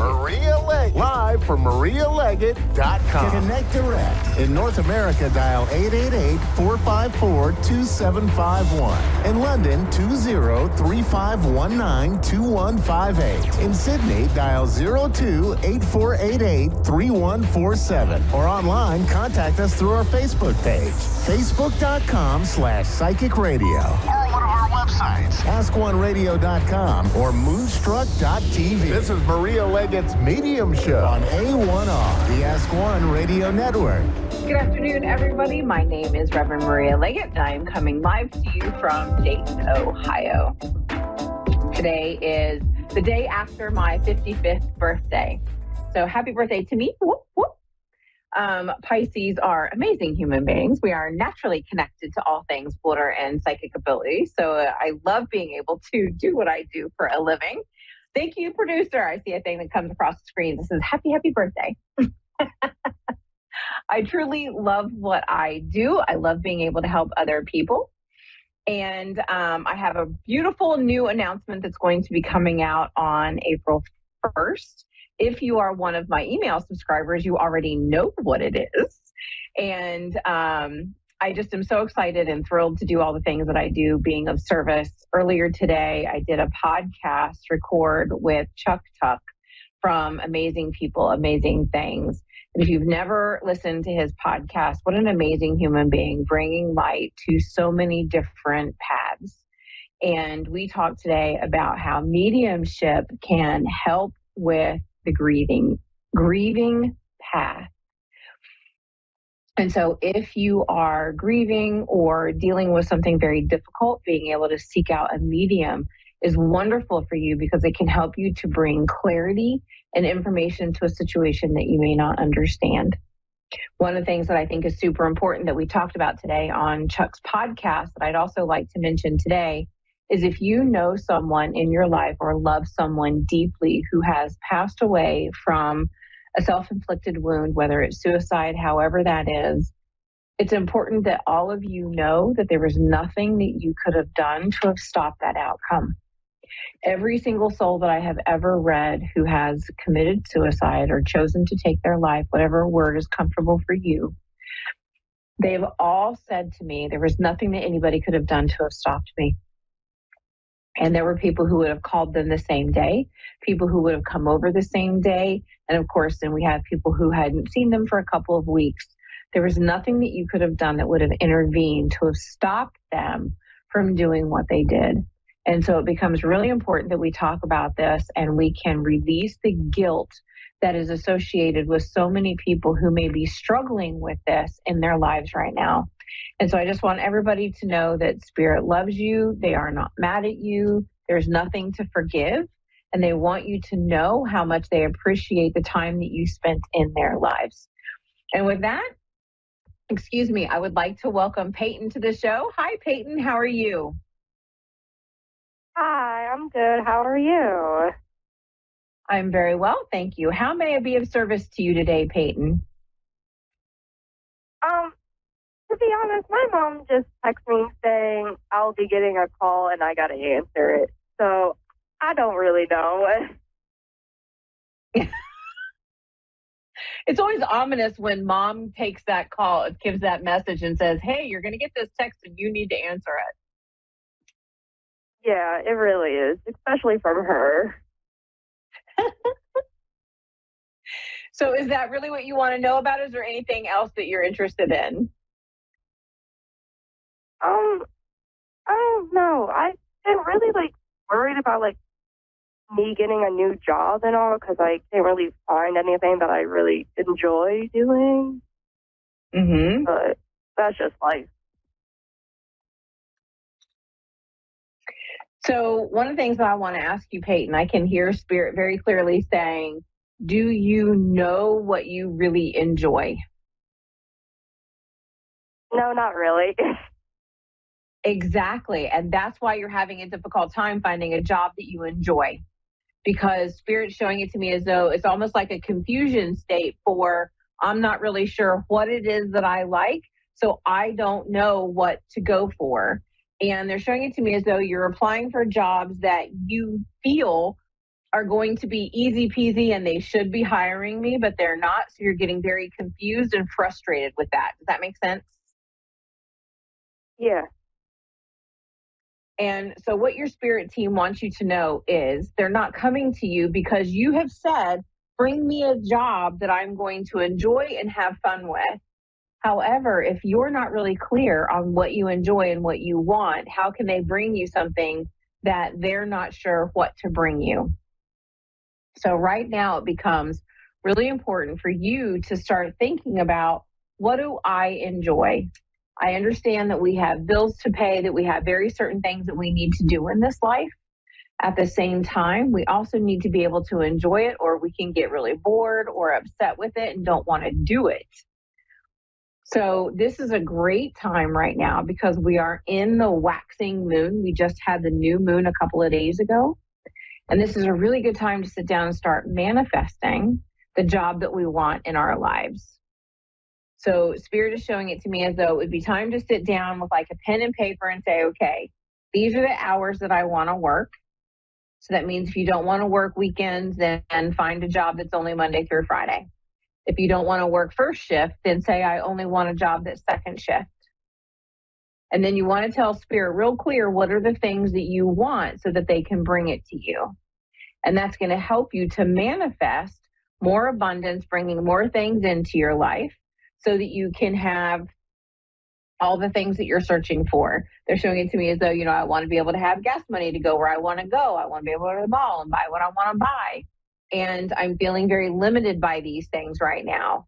And so figuring out what's important to you outside of what someone else wants to tell you, this is what you have to do. And this can come from conditioning from our parents growing up in a house that says, well, this is what I think you'd be good at, and that's what you should do. Does that make sense? Yeah. So being able to let go of what mom thinks, what dad thinks, what any siblings think, and truly look inside of your heart, right? Look inside of your heart and say to yourself, what do I want? What do I want to do? What makes me truly happy on this earth? And think about the things that you enjoy doing. I mean, perhaps it's time for you to do, and this is something you might want to consider because Spirit's bringing this up for a reason. Perhaps you have a hobby that you like doing part-time, and it's something that you can do to make money from. I mean, when I first started doing this work, I started doing, tarot readings or oracle card readings just a couple of times a week. And it's turned into a full-time job for me. So look at something that you enjoy and say, okay, can I turn this hobby into a job so that you don't always have to work for someone else? Does that make sense? Yeah. Because Spirit's showing it to me as though you get really tired of having to punch a clock and show up on time. Because it's one of those things where being on time and having to be somewhere right at an exact time can be a pain in the butt sometimes. And that was me. I didn't like that either, which is why I like setting my own hours. And so Spirit's like, this would really help you to feel less restricted. Because they're showing it to me as though I want to say the typical jobs, right? In quotes, the air quotes. Typical jobs are kind of too constricting for you. You like a little bit more freedom. Does that make sense? Mm-hmm. And so you can think about doing things like, working for DoorDash, going and doing, rides, or you can start delivering things. I have a friend of mine who works for, I think it's DoorDash or Uber, and she absolutely loves what she does. The stuff that she posts on Facebook with the people that she meets are hysterical. It keeps all of us in stitches. And she truly loves being able to help people. And she does it all hours of the day, whatever she determines is her day that time. And she loves doing it. And that's not for everybody, but it's something that she enjoys. So finding a way that you can work for yourself while also receiving a regular paycheck at the same time. Does that make sense? Yeah. So is there something particular that you enjoy doing that you think you'd be able to find abundance and a regular paycheck in? See, I enjoy doing a lot of things, but I know I'm not good enough where it could financially make a living off of. Well, but that's where you have to start switching your mindset. You may not think that you're good enough, but somebody else may. We are always our worst critic. And that's one of the things that you have to start shifting and changing in your manifestation. I am good at this. And you get better the more often that you do it. So you just have to lean into it and say, okay, I can do this. Empower yourself. Believe in yourself. I can do X, Y, Z, whatever it is. Because they're showing me, and I don't know why, I feel like I need to do stuff crafty with my hands. So I don't know if you would make little things or whatever it is, but I feel like my hands need to move. And Spirit saying with more practice, things can get better. Does that make sense? That totally makes sense because I absolutely love paint and like photography and all of that stuff. Perfect. And so you can start doing little things, right? Start taking little pictures and asking people, hey, listen, if I give you this picture, can you make a meme out of it, but give me credit for it? And then ask people to start posting it. Like that's how you start getting your name out there, small ways, and lean on your friends, lean on your family. And then once these things start getting shared over and over, then you can start making your own, like a Facebook page to say, okay, here's my photography. Here are the things that I've done, my paintings. And then the more it gets shared, the more recognition you get. But your first step is for you to start doing it. Lean into it. Make a Facebook business page. Start posting. Invite all your friends to come like it. Invite all your family to come like it. And start putting your name out there and doing stuff and showing the universe, this is what I want to do. And then watch how Spirit continues to bring you business, to bring you people, to put you where you need to be, rather than always working for someone else, working for yourself and finding happiness in doing those things. Does that make sense? Yeah. Yeah, it is time for you to start believing in yourself. Don't say I can't. I want you to think about anything is possible and what you can do and how you can do it. And just lean into Spirit, right? New moon, manifest, write it all out. These are all the things that I want you to bring me, and then just start acting on it. Do one little single thing every day that you can do that's going to make a difference and get you to that point so that you start manifesting that life that you want and you deserve, so you can keep your freedom and be happy. And then, of course, keep mom satisfied at the same time, because, you know, moms have all these demands for being a normal person. Mm-hmm. Does that all make sense? Yes. Awesome. Well, thank you so much, Peyton, for joining the show today. I really appreciate you. Thank you to everyone else who was on the show today for watching and for being here. I am so appreciative for each and every one of you.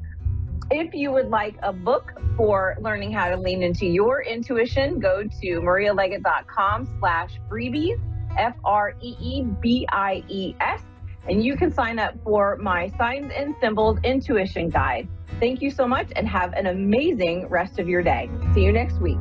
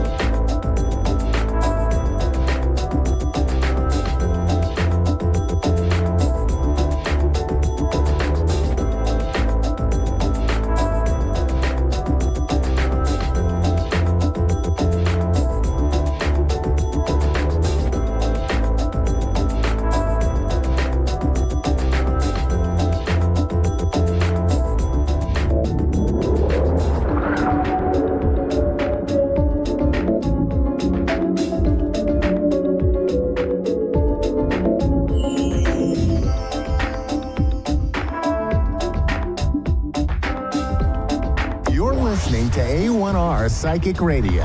Earth's #1 psychic radio network, and watching Moonstruck TV, enlightening television. Welcome. Time for Soulfully Guided with Carmel Ann. Live from soulfullyguided.com.au. Connect direct. In North America, dial 888-454-2751. In London, 20-3519-2158. In Sydney, dial 02-8488-3147. Or online, contact us through our Facebook page, facebook.com/psychic radio. Or one of our websites, askoneradio.com or moonstruck.tv. This is Soulfully Guided on A1R, the Ask One Radio Network. So, hello everyone, and welcome to another week of Soulfully Guided. Very pleased to be on time today, and know that the time zone change has happened. Last week, our wonderful producer called in, and I had no idea my show was starting an hour early, despite their warnings. So thank you. But so I mentioned we'd have some announcements coming up, and some of them I can't say because they're really excited, and it involves an international announcement. So really excited about that. So please do watch this space, and really happy where Soulfully Guided is headed. So if you don't know much about us and this is the first time you're meeting me, I run a business called Soulfully Guided, where we offer psychic, intuitive, empathic, photo and tarot card readings. And we also offer life coaching and mentoring that's psychic and tarot inspired. So if you're looking for more depth and really breaking cycles and looking for change and, more, I guess, looking at multiple layers of what, lifestyles and changes or anything that's really pressing you that has developed into a pattern of behavior, we work really strongly with psychological a basis and a scientific basis of tarot reading. So we're really, and you'll always hear me use the word dissect. So we dissect your questions. We look at, where things started and how your response to that developed, and then how to face and tackle that and be your authentic self. And it's really special because I felt that I'd done that myself, but I'm entering that phase again. So you would have watched if you watched last week's show, where I mentioned my readings would also change and grow and develop as I develop. So I'm going through a phase of healing and self-exploration. So at Soulfully Guided, we say we offer an exploration and analysis into your deeper self. And that's exactly what I'm doing. So it's, I thought I'd healed and I'm doing great. But as we say, there's always room for improvement and room to be happier and not get too cozy in your comfortable space. So where I'm at right now, which will be reflected in my readings, is that, and I'm going to be unpolitically, I'm going to be truthful without any barriers or walls or guard up. And what I mean by that is, as empaths, I often say to people, when we have to say no, or we have to look at the darker side of someone, or when we have to stand up for ourselves and set boundaries, which are very reasonable and needed, it often hurts us more as the empath than it does then it hurts the person that's hearing no. It might mean nothing to them, but it's a huge deal for us as empaths. So along this journey of Soulfully Guided, where I began to develop and heal and start showing up for myself in the ways that I needed, and I needed to feel love and be loved. So it's a really empowering stage right now, because I'm removing the people pleasing from my life, or worrying, only looking at the good side of things. This is real. This is real life. Whether someone's intention is to hurt you or they accidentally hurt you in any way, or, and their intentions are good, but it still hurts or it's an unhealthy behavior.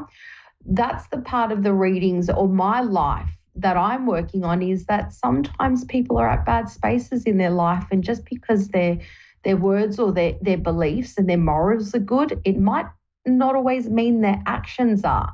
So I guess the way that it will improve existing readings, the way we read at Soulfully Guided, is that I won't be afraid to use my professional expertise and my wisdom as well to speak up more, and to not be so, I don't want to use the word grounded, but to not be so, to be real. And if something is challenging me, if I'm feeling an energy in your reading about a person, I would never tell you what to do. I will merely suggest what I see, what I'm feeling, what I'm, all these things and emotions that are going on. And I will really be neutral to the situation, but with the highest level of respect to you as I'm providing the service for you. And what I'm doing for myself is not being afraid to call things out as they are. And the biggest thing about Soulfully Guided, you'll feel, is maybe not a great marketing strategy, but we do want you to come back, but we also don't want you to rely on us, or we don't want you to depend on us for your questions and your answers and to live your life. So we build up this information where we present the situation as it is, and what we see, we feel, what's going on for you and other people, if within the bounds of ethics, because we follow the fundamental ethical standards in psychology. So we don't interfere or overimpose in other people's life unless it affects you, and the question is surrounded around your needs and their relationship directly with you, and not going into their personal space without just finding out if their business is doing well, or stuff like that. That is not our business if they're not in our life, or even if they are in our life and we don't have the right to know that if they're not a spouse and things like that. And now I'm losing my train of thought. But so it's really important that we learn to speak up and defend ourselves, and we can do it in a really respectful way, because as an empath, it's going to hurt you more standing by someone if intentions are not right, or even if intentions are right but actions aren't right. And that's the shift you'll see in me that you'll also see in your reading. So I'm so excited about that. And I've worked really hard to get here to where I am with Soulfully Guided, but everything that I do for myself, I'm able to invest and, put into the business and your readings. So we've had a really big shift, and we're getting busier. I'm, continuously in the mindset that this is actually no longer a hobby business, that this is a small business, and I'd like to see it grow. So anyone who's wanting a reading, please do book with us. We welcome people from all walks of life all around the world. Either, if you're close by, we welcome in person, otherwise in Zoom. But you'll notice some huge shifts around my confidence and my courage, because sometimes it takes courage to present online or to be yourself in a public, or online space. And I'm finding me not at the stage of a broken version of me, but I'm finding me at the healed stage. So being comfortable with who I am, and, I've really found, and I'm going to say this openly, I've really found that I really do love myself, and I'm proud of myself. And I'd like to extend that comfortability and openness and, courage to be yourself as well. And it's not that I won't see red flags or ignore them. It's that I will be me and be happy to be me and, unguarded. But not oblivious to red flags and things like that, which is a really great space to be in. And the reason why I feel that at this stage of my life where I love myself and I want to extend that in other people's readings is not, because I think I'm just as happy as the next happy person. And more established than some people, less established than others. But I had a moment where I thought, you know what, I can live with me, with you for the rest of my life and be happy with what I've achieved. And I was in a space of not looking at who I was in the past, but looking at who I'd become today and in the future.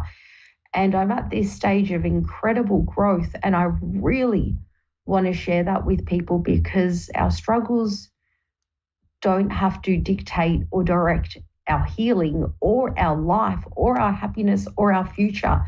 And we can use that as a platform to find our version of happiness. And we don't want to take your responsibility away at Soulfully Guided to make your decisions. As I said, we merely present what we see and what we feel. And when we do a card analysis or a comparison and we're looking at options, we're not saying, oh, you need to do this, because in an hour reading, I don't know your values.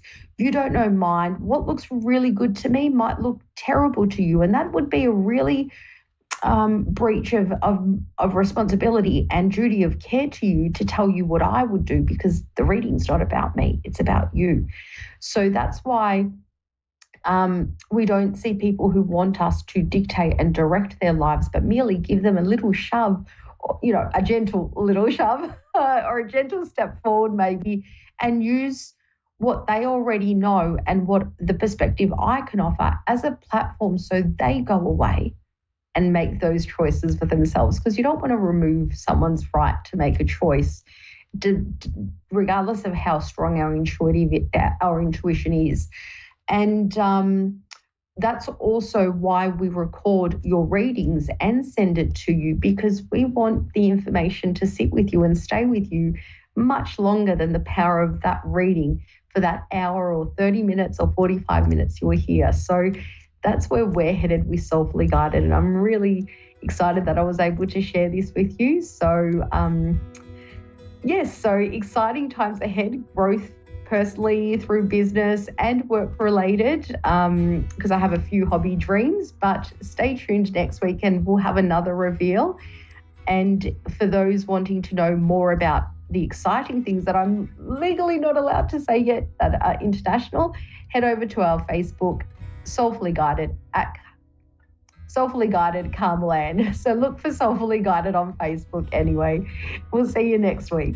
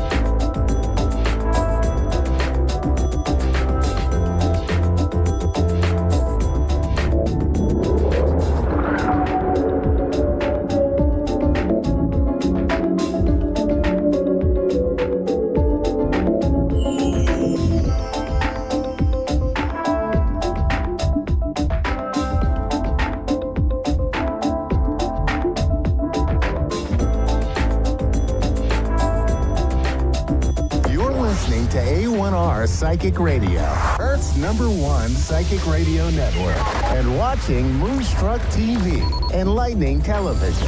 Welcome. Time for Guide to Light with Martina Billig. Live from guidetolight.com.au. Connect direct. In North America, dial 888-454-2751. In London, 20-3519-2158. In Sydney, dial 02-8488-3147. Or online, contact us through our Facebook page, facebook.com/psychic radio. Or one of our websites, askoneradio.com or moonstruck.tv. This is Guide to Light on A1R, the Ask One Radio Network.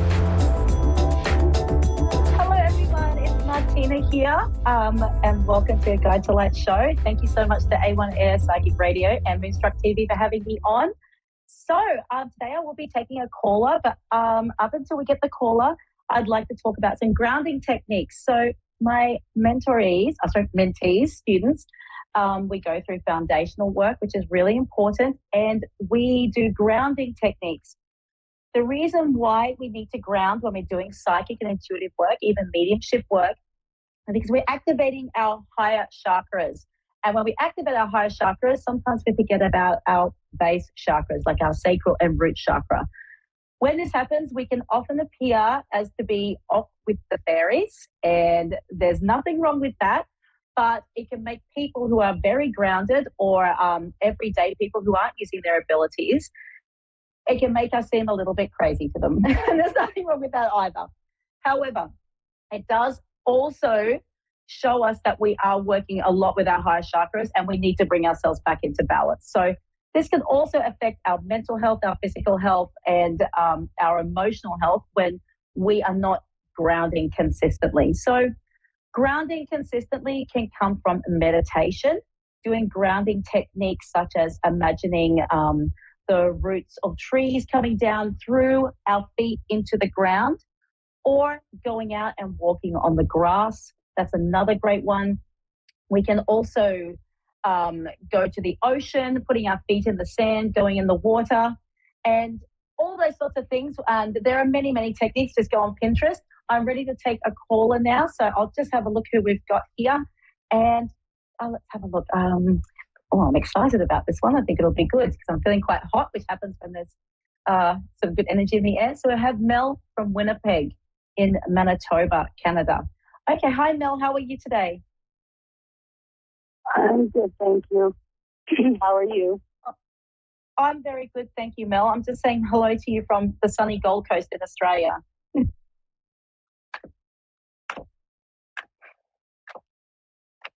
Sorry about that. That's okay, Mel. That's fine, darling. That's fine. That's fine. How can I help you today, my darling? I was wondering if you see my mother-in-law. You can tell me a bit about her. Okay, all right. I'll just get switch gears and we'll see who's here to say hello and we'll see if we can call her forward and we'll go from there. Okay, Mel? So hold fast. Okay. Okay. All right, I'm just going to set the intention to bring through a beautiful clear mediumship reading for Mel. She is requesting to see her mother-in-law. Spirit, can you step forward? Or I'm not going to tell who's going to come forward, but we'll see if we can get the mother-in-law forward. Can we please connect with her today?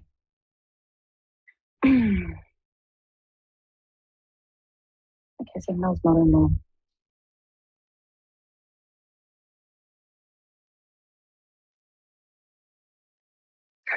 Okay, so Mel, I do have a lady here. Now, I'll just describe to you this lady and we'll see if we can get a validation. So this lady was a robust woman. So she was quite sturdy. And I can see that her legs were actually very, very thick and very, very sore and very, very tired. I feel like there were varicose veins in her legs.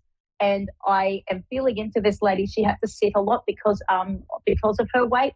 She's presenting herself in her late 60s and she has late 60s to early 70s, but I feel like she might have dyed her hair for quite a bit, even though her hair was grey.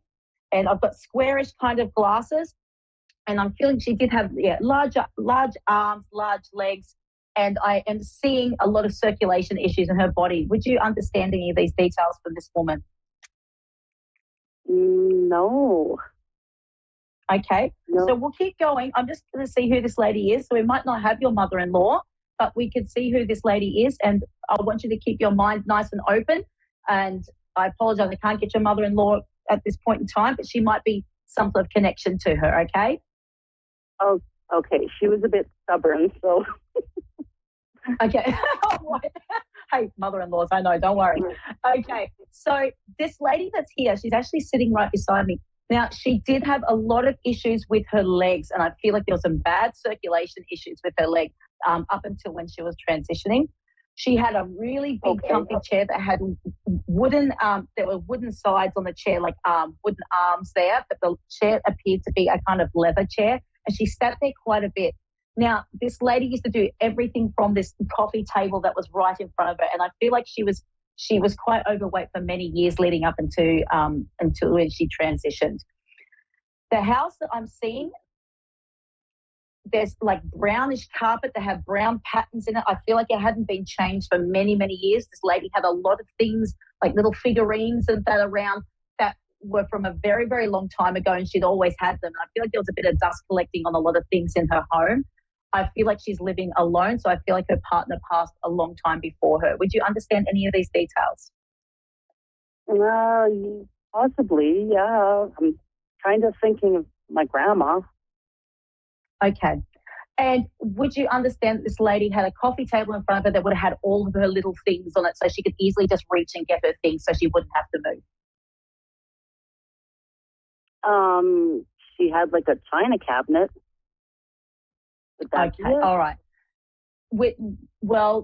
She did have a lot of little things around her house, but I'm just talking about where she sat, where she spent most of her time before she did pass over, that there was a coffee table in front of her that had lots of things that she could easily reach. Lots of things, her pills, her water, her all sorts of things. She's just really drawing my attention to this. Oh, okay. Geez, I'm drawing a blank. Okay. That's okay. That's okay. Would you understand that she played cards, like playing cards? Yeah. She played cards at the table. Yeah. Okay. But was it something that she was pretty good at, and she would have played for a very, very long time? She just played.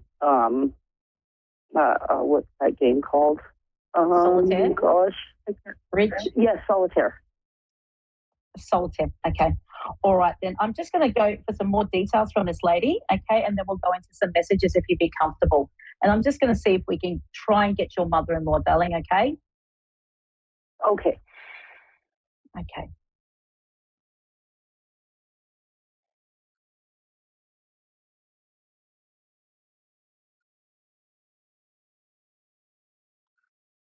Would you understand that that this lady that I have here, that she used to actually be quite an active gardener when she was younger in her life, but then her gardens sort of really went to the pack, like it got very overgrown and probably would have made her quite sad? Yeah, she was big into gardening. That was my grandma. Okay. All right, then. Would you be comfortable for me to bring some messages through for you, darling, now that we feel like we've got who we've got? Sure. Okay, done. All right, Mel, just give me a minute. Okay, Sweet Spirit, please come through with your messages for Mel.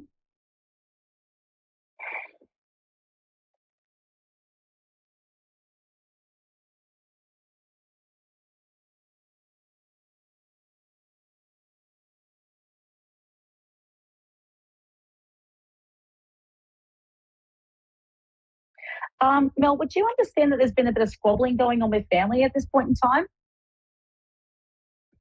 At her passing, yes. Okay.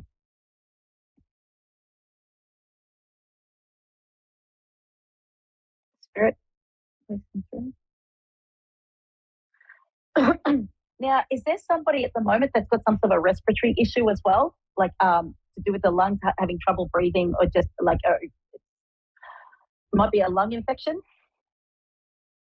My husband's been, he gets pneumonia and bronchitis every, usually once a year. Okay, so, yeah.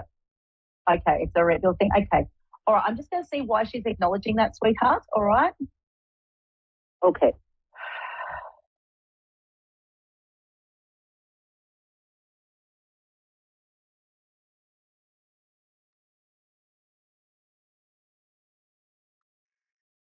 Okay, so I'm just going to remind you, Mel, that I'm not a medical practitioner, so I'm just going to be passing on some insight. That what the spirit is indicating to me is that there's fluid sitting in the bottom of the lungs. Okay, and I'm not too sure. I think that it might be pneumonia, but it's not getting cleared out. It's not getting cleared out properly, and this is probably why it might be a recurring thing, because she's bringing my attention to also the higher part of the lungs. So first, the base of the lungs. She's saying it's like there's something condensed down in the base of the lungs, but she's also showing the higher part here that it's very tight up here and very hard for him to expand oxygen into the lungs. Okay. So what the spirit is indicating to me is there might be a scan might be really good to get done on those lungs, even though he might not feel he needs it, but it would be good to bring some attention to that area of the body. Okay. Okay. All right. I'm going to see. Spirit, can you give a message for Mel directly, please, Spirit?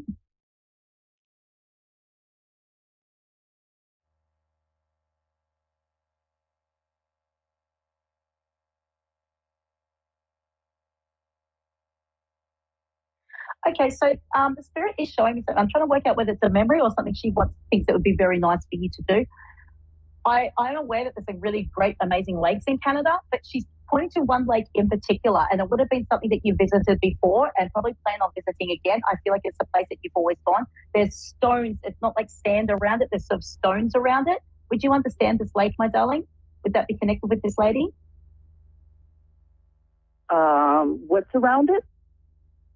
It's like there are little pebbles around the lake. It's not sand, or it's like a gravelly pebble around the lake where you walk down to the lake. You can hear a crunch, crunch, crunch when you walk to the lake.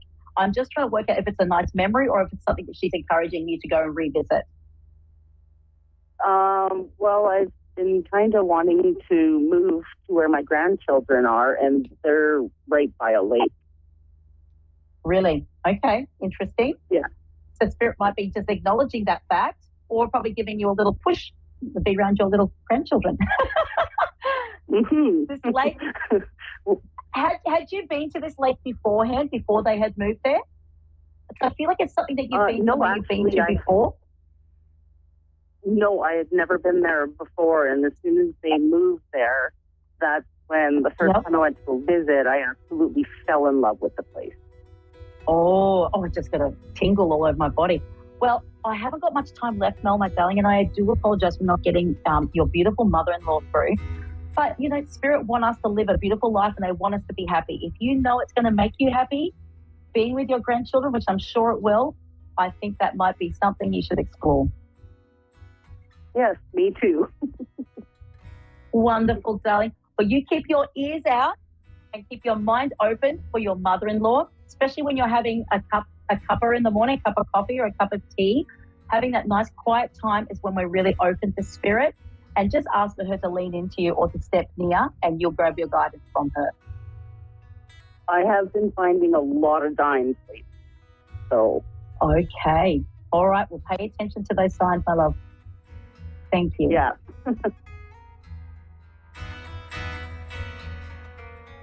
All right, Mel, my darling. I wish you all the best, and I hope to see you on the show again.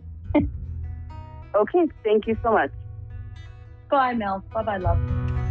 All right. Thank you so much, everyone, for joining in today. Please check out my website, www.guidetolight.com.au. I have an amazing app that teaches psychic development. And there's all sorts of things if you go onto my bio on my page. And please add me on Facebook, Martina Billick, Psychic Mentor. Thank you.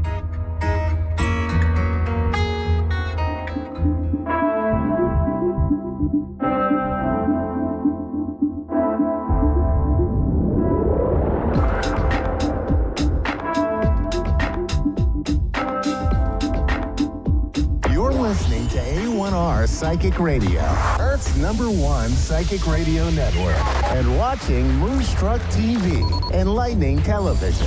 Welcome. Time for Readings by Diane with Diane. Live at readingsbydiane.com. Connect direct. In North America, dial 888-454-2751. In London, 20-3519-2158. In Sydney, dial 02-8488-3147. Or online, contact us through our Facebook page, facebook.com/psychic radio. Or one of our websites, askoneradio.com or moonstruck.tv. This is Readings by Diane on A1R, the Ask One Radio Network. Hi, welcome to Readings by Diane. My name is Diane Jarecki, and I can be found here and also at www.readingsbydiane. I am also on YouTube and Facebook. Sometimes you might have to put Diane Jarecki. And I'm also now on Buy Me a Coffee, the one that's actually spelled like coffee. So I am offering several different membership levels there. And I've also started that to offer cartomancy membership level on there, lessons. And I've started a Tarot de Marseille course on my website. So if you're interested in learning Tarot de Marseille, if you're interested in learning cartomancy in general, then that is now available. So I have some local events coming up here in New Hampshire. This coming weekend, I will be doing the local one again. And it's like in my backyard. And then in 2 more weeks, I have one at a really large mall here about an hour away from me. And so Colette, hello, and welcome. Hello, Diane. It's nice to meet you. Nice to meet you too. And what can I do for you today, Colette? I'm just trying to get a general understanding of what's going on now and what's coming up in the future, this year, sooner than later. Okay, so can we give me a particular area of life to frame that around? Because to do a full general reading is way beyond the scope of this show. I don't have enough time. And it's a larger layout. Okay. My home, particularly real estate, my current home situation. Okay, so the house where you reside now, or where you reside. Okay, so you want to know what's going on for the next year for that? Yeah, well, at least the next couple of months, even. I'll be fine with it. Okay. If it's a little more urgent. All right, so let's take a look at that then.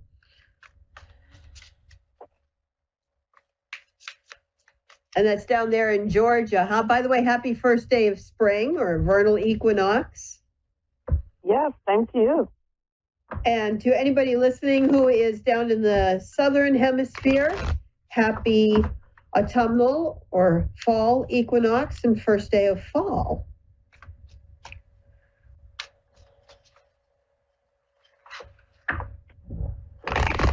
All right, so let's see what's going on for you there with your home in the next couple of months, Colette. Since it sounds like that is a time frame that is a little more urgent than the year in general. Let's look at this.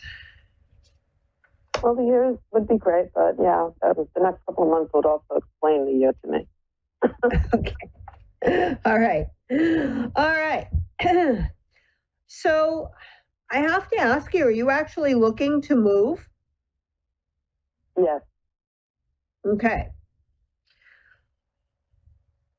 Because I'm seeing things ending where you're at right now. Yeah, that sounds good. Yeah. So I am going to say, though, honestly, I'm afraid to say, I don't feel like this is going to be an easy process for you. All right? Okay. But I do say, I'm going to say first, it looks like this is you've been waiting on making this decision because we're in the sixes here. So weighing things and making a decision. And the 7 of coins is showing me like kind of, where do I want to go to? Where do I want to move to? What do I want to spend? That kind of stuff was all part of that decision process.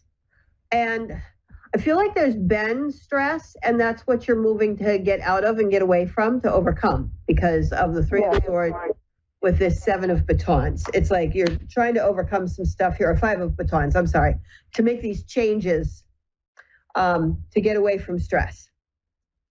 Yeah, that's very So true. good news is the 10 with the 10 of swords with the death card, definitely seeing the end of the worst of the stress. And that's what made me ask you if you were moving, was those lines of cards. Okay.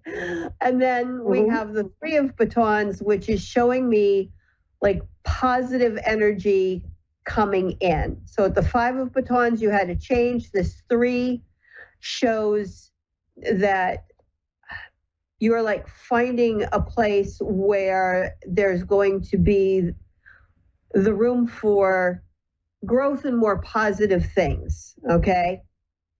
Yeah. And then at the bottom of the deck, I always look at the shadow cards. And this is where I said, I don't think it's going to be, though, sadly, the easiest process. That's what because I have the 8 of swords and the 9 of swords. So I'm feeling there's going to be some more stress still involved in the process. But that 3 of batons shows me that when you get there, it's going to be better. Okay. And when we have that combination of the 10 of swords with that death card, it's definitely showing me that the absolute worst of it is all over. This is just showing me that there's still going to be some to the process. But if you're braced for that, you're prepared for that, then I feel like you can also make some changes that will make it go a little easier for you. All right. And when it's like that, I will sometimes pull the next card down from the shadow pair. And there we get into the 9 of batons, which is showing me that, again, you're going to survive this. You're going to overcome it. Things are going to get better. All right. Okay. All right. So thank you so much. Not going to be the easiest process, but you will get to the other. And I want to pull a couple of oracle cards too, and see what the oracle has to say. All right. Yeah. Thank you. That's a little bit more like positive and spiritual advice, and gives a little bit of additional information. Okay. Thank you. All right. Let's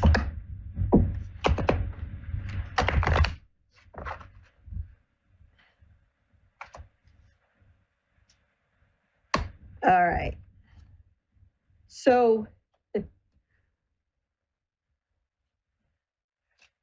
we start with soulmates. So I feel like this is saying you're going to find the right place to move to. I don't feel that that's the part that's going to be bringing you the stress. All right. That's not I feel like stressing me. Huh? That's not stressing me at all, where to move to. Okay. But I'm finishing up where I am because it's been like you're making the right decisions here. Soulmates, you're finding that place where you're like meant to be. Truth be told, this is where I feel like maybe that stress that I was seeing is kind of coming in. Is there something? I feel like there's going to be somebody who's not telling the whole truth about something, or like something isn't going to be quite right in the like negotiation process. On, I kind of feel like they're going to try to get you down on like your end for. They've already been trying to do that, and there's a lot of lying going on. Yeah, and so okay, so that's nailing it dead on. But fates, yeah, I just need to find an attorney. Yeah. Well, and the fates is just telling me that in the end, what's meant to be will be, truth will out kind of thing, when it's following truth be told like that. So I feel like things are going to happen to rectify the situation, okay? And fix it. And then the shadow on that is the here and now. So that's showing me that you need to just stay present in this moment. Don't worry about the future. Let that be like one day at a time. Just stay present in your here and now and breathe. And one step at a time, you'll get through this, okay? That is really, really helpful. Thank you so much. All right. I mean, sometimes we get so wrapped in what's been happening or what could happen, what might happen. And so that what's been happening. And what is happening. So yeah, don't do that. You know, just focus on what you've got to do and on the truth that you know. And I'm hoping they did. I'm hoping they're exposed for their lives. Yeah. Okay. Okay, great. Thank you so much. Have a great day. All right. You too, Colette. Enjoy the rest of this first day of spring. All right? Yes. Spring, finally. Thank you for this reading. I appreciate it. Oh, you're very welcome. Thank you.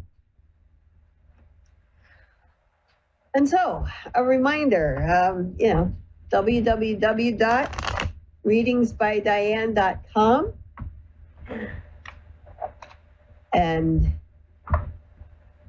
come over and see me on YouTube, Facebook, and buy me a coffee. Now, check out what I've got there. I'm not saying buy me a coffee. I'm saying check out the buy me a coffee. Go look at what I'm offering.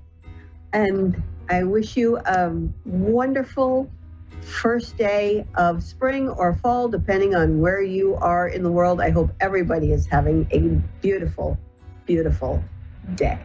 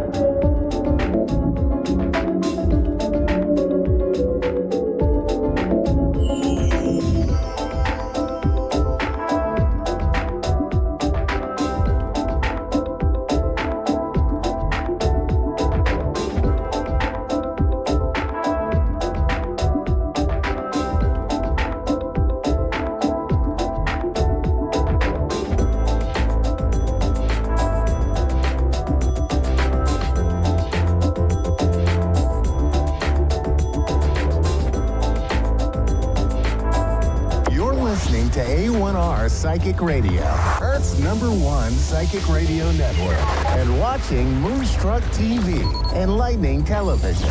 Welcome. Time for the Psychic Side with John Capello. John Capello. Live from JohnCapello.com. Connect direct. In North America, dial 888-454-2751. In London, 20-3519-2158. In Sydney, dial 02-8488-3147. Or online, contact us through our Facebook page, facebook.com/psychic radio. Or one of our websites, askoneradio.com or moonstruck.tv. This is the Psychic Side on A1R, the Ask One Radio Network. Hello and welcome to the Psychic Side here on the A1R Psychic Radio Network, Moonstruck TV, and Enlightening Television, the #1 psychic radio network on Earth. I'm your host today, John Capello, and you know, if you've been watching our show or listening to it, you know we do a lot of fancy things here on the program. And today we have one of our fancy guests with us.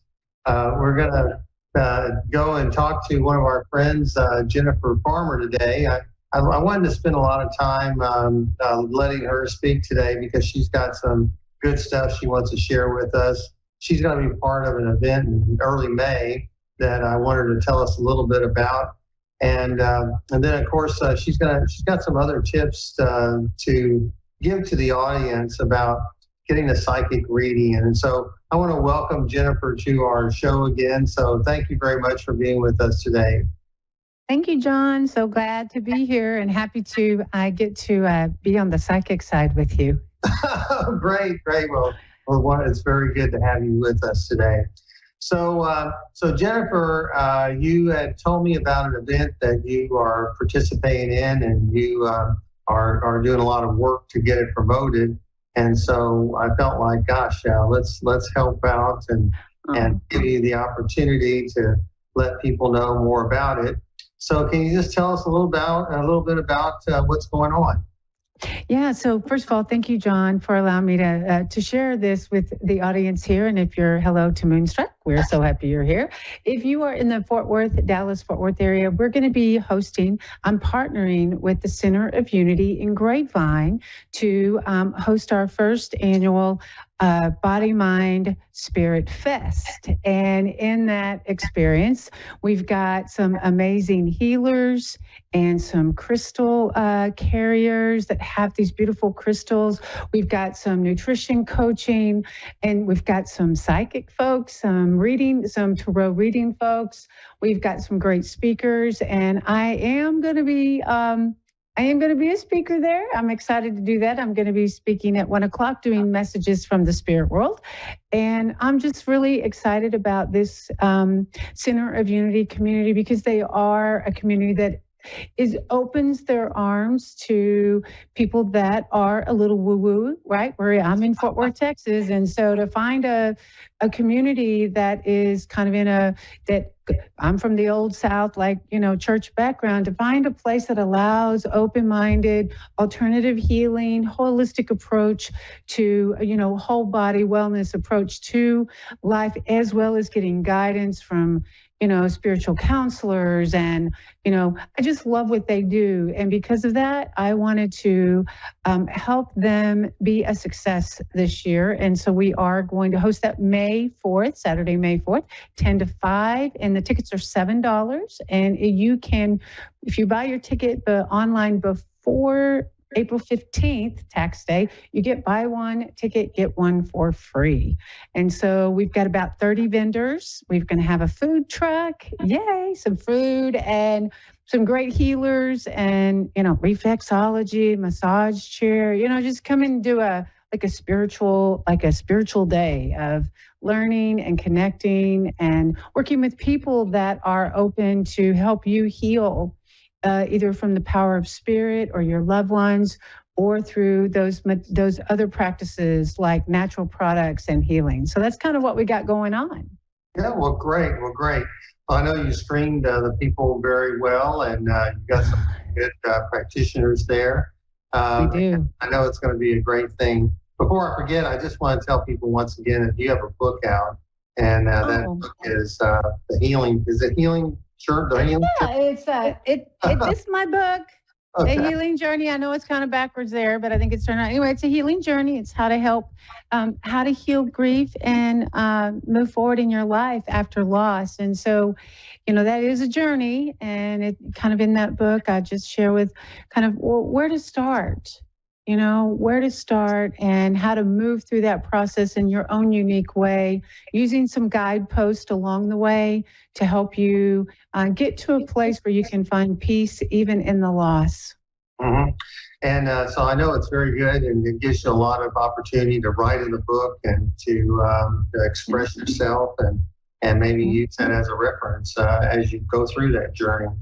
But another thing that I wanted to ask you about, I don't know if we covered it last time you were on the program, is that you're trained by the Arthur Findlay School in Great Britain. Do you mind telling us a little bit about that? Because there's a lot of people out there that want to learn to be a medium, and you went that extra mile to go all the way from Texas to Great Britain to learn a little bit more about that. If you don't mind, just telling our audience a little bit about So, when I first had my sort of awakening that I could feel and sense sort of the spirit world working with me, it was kind of confusing. I wasn't sure what was going on. Did I lose my mind? And so I really put out a quest to find out kind of what that was about. And lo and behold, I wanted to find a safe place to do that. And for me, I wanted it to feel sacred. And so I had a friend of mine find that the college in Stansted, and I took a leap of faith and went over, and we go through these intensive weeks, and I've been over there many times. And since then, I still actually, even though I've been doing this 17 years now, I still actually work with tutors over there to make sure that I'm still on my game too. So, they helped me get comfortable with those abilities, but they also gave me some practical practices. They helped me understand what psychic is and what mediumship is. They helped me understand, about the gift and the sacredness of feeling called to do this work. And so, I recommend it highly. I always feel like that when you go to, a school or a program that really talks about evidential mediumship, which is we as readers, we get facts and details that help bring that loved one more to life. It really does help validate that, the spirit world is with us. And so, people can have the natural gift, but I feel like for me, going to the college and working, in with other professional mediums, it helped me trust my abilities more. It helped me learn where my strengths were. It helped me learn where my strengths weren't, and to discern on how the spirit world worked with me. And for me, it just accelerated my growth and my confidence. And I still feel like that.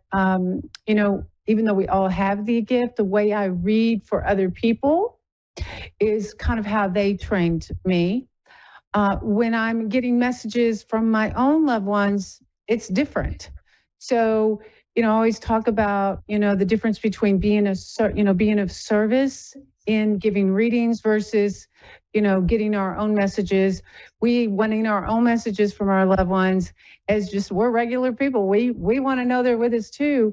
We can't tell them what time and, how to get there and, the way we want it, when we want it. And, we have to be sort of at the disposal of our loved ones, even us as mediums. And I'm sure you can relate to that. You've got loved ones in the spirit world too. Mm-hmm. I do. And they communicate with me every once in a while. Every once in a while, yeah. Once in a while. And so I have to be aware of what they're trying to say to me. So I wanted people to know about that because I know you work hard to be as genuine and as authentic as you can be. And now your work with the Unity people is very important. And I know that that's a community that has embraced you and you have embraced them. And so it sounds like now that they are wanting to expand a little bit and share what they have with others, and hopefully this will be an event they'll do, every once in a while at least, because I know you're right. Yeah. It's got to Yeah, work. I think on the committee, we've really kind of, at this point, we're just planning annually. We're kind of thinking, do we like the first week in May? It's that kind of thing. So we're going to give it a go. And we've got some wonderful vendors, which I'm thrilled about. We have actually the sanctuary itself, the roof had an issue, in 2020. So it's kind of got a whole new feel to it because it got a new roof and smells good, looks good, it's light and bright. And so it's actually feels good to even go into it. Oh, well, that's great. That's great. Yeah.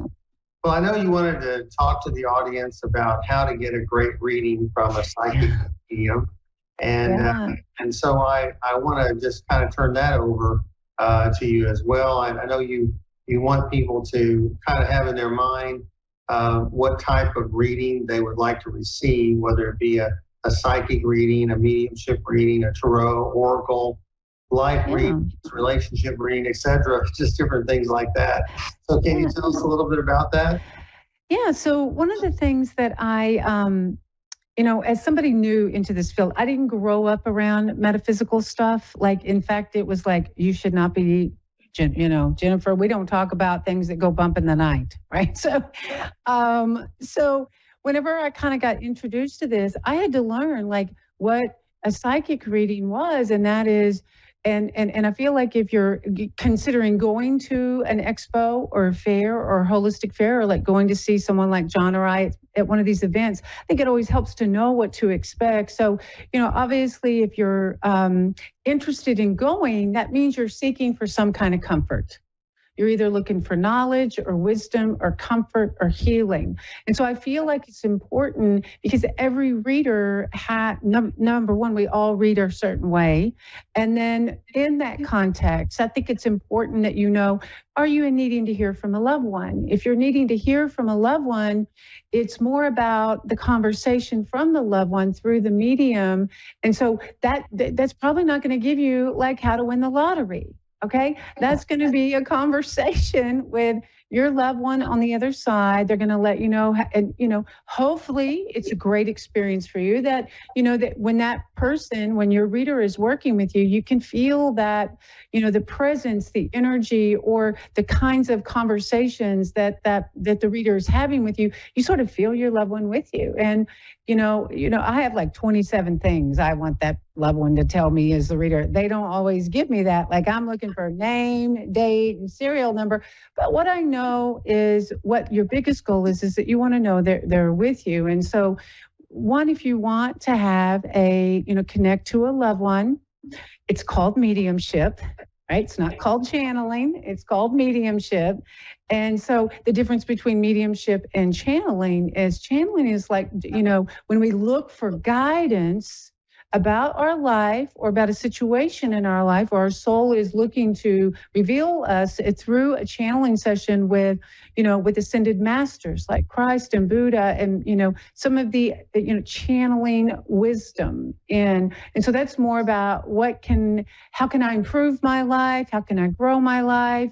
How can I improve this, right? And it's never let me get my lover back, okay? So it's, we want to avoid trying to control the guidance. And so, a mediumship reading is about loved ones. A psychic reading is where someone like me or John will sit with you. We read your aura. Okay, we tune into your guides, and then based on what you're needing in that session. Now, in an expo session, you're usually going to get about 20 minutes. I don't know how many John, but I kind of stick to around 20-minute reading. And so you're not going to get your whole life story in that reading, but you may focus on one or two areas in that session, right? And so that's really us. We're tuning into, let's say you have a question about your job, that would be a psychic reading. Okay, if you have a question about, should I move my house? That's a psychic reading. Now, you can ask your loved ones what they think, but the truth is it's between you and your soul's journey on, what's good for you. And so, when we look at going to an expo, I hope you have the expectation we're going to have fun. Yeah. If you're in a bad spot with grief, you might just want to get a healing session from a Reiki person. You might want to get a crystal that helps with grief. You don't necessarily have to force, and you really don't want to force getting a connection from a certain loved one, because that's one of the biggest kind of no-nos, I think, that we want to hear from a certain loved one. As readers, we always hold our breath. We think, please God, just let them show up, right? Please God, let them be there. And, what I would say is, if you are going to go to a psychic, you know that's going to be about you, your life, your family. And if we're, occasionally you can ask about situations with family or extended family, but, we're going to focus that on what your guidance is for you and how to handle that situation. Not that we're going to read another person's energy. Right. And so, yeah, a lot of people, and it's not uncommon. Well, what does this person feel about me? Well, that's a psychic reading, but truly, that person needs to be in the chair to ask that question, not you asking for them. Meaning, we can read your energy, and that's kind of the best practice, is that we stay out of people that aren't there. Right, except for loved ones. So, we've got, and I've got a little tip sheet here, but a lot of folks don't know the difference. They'll say, Jennifer, I want a reading, and I always start with, do you want to connect with your loved one, or do you want to know about an area in your life? Right. So that's the difference between psychic and intuitive. It's the same way. Okay. We're talking to you about you. If you're wanting a loved one, that's mediumship. If you want to work with your guides, it's very much a psychic reading, but we as readers will we'll move our energy outside your auric field, and we'll sort of tap into the guidance that's coming from when we invite your guides to be with us.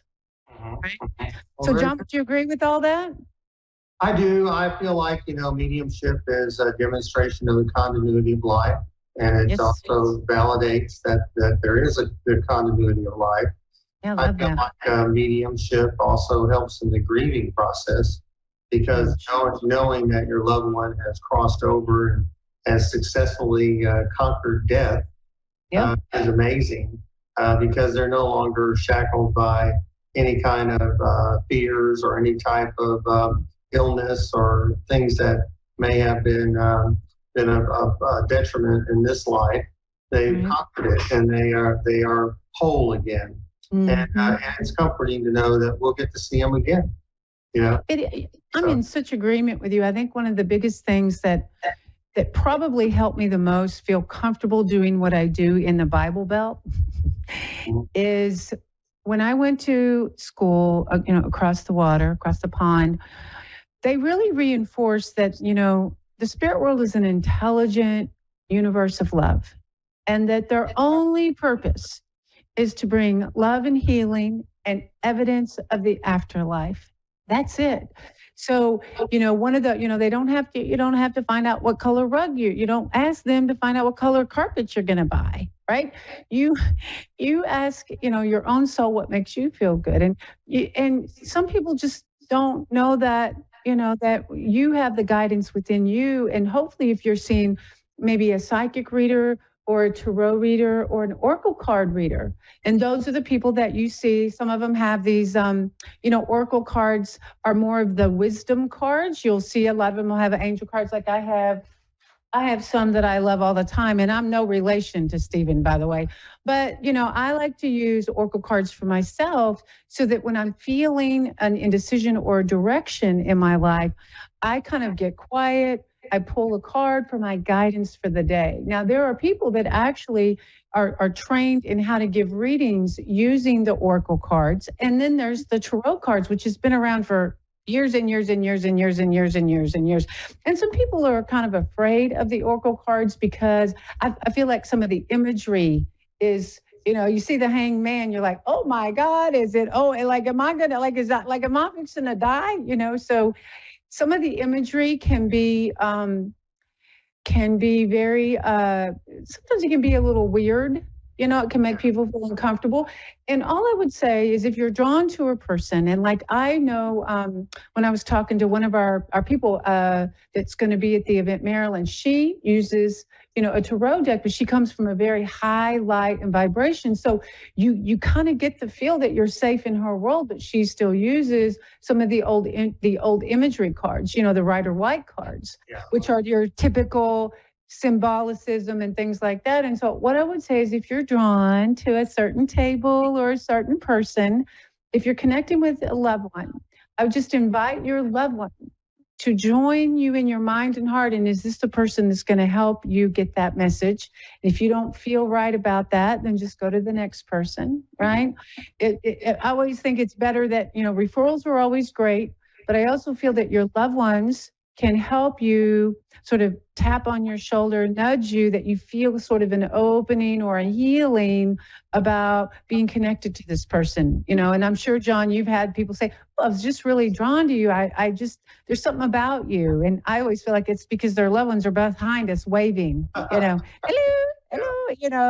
And so, when you're going to a fair, the joy is to have fun. The other thing is to, it's always fun to bring a friend, right? Because then you get to say, hey, look at this and look at this. And if you're in grief, look at some of those other healing modalities in addition to, just getting a reading, right? And we've got 3 mediums that are going to be given, that are available there at the expo. But if you don't feel you're drawn to them, there's other services there that can help you feel that wholeness that John was talking about. Well, good. Well, we only have a few more minutes. I want to get into a couple of these other things. What would you suggest people do to prepare for a reading? Yeah. So if you're going to go and do a Zoom session with a reader, or whether you're going to go to an expo, you don't have to do a lot. One thing you want to do is just invite your loved ones to be with you, to be a part of that experience. Number 2, do not put expectations on how their reading should go. So like the biggest mistake I think that people make is I'm not going to know that's my person unless I get that nickname that I'm the only, So asking for your loved ones to give you specific signs, that's possible, 100%. But it's not like having a regular conversation like me and John, like, John, show me your ID, right? So they are, what I would say is, be open. If you're drawn to that person, be open to how your loved one comes through with that person. And then, just trust that that your loved one is doing their best to get that information in. That's either with an in-person Zoom or an event. Same, if you're working on an area in your life, I always invite my spirit guides. I need some help with this. If you could draw me to the right person, let me get some clarity. I'm about to make this decision or not make this decision, right? So sometimes it's just about getting ready for just getting clear on kind of what you need at that time. I just want to see what happens is a great way to approach things.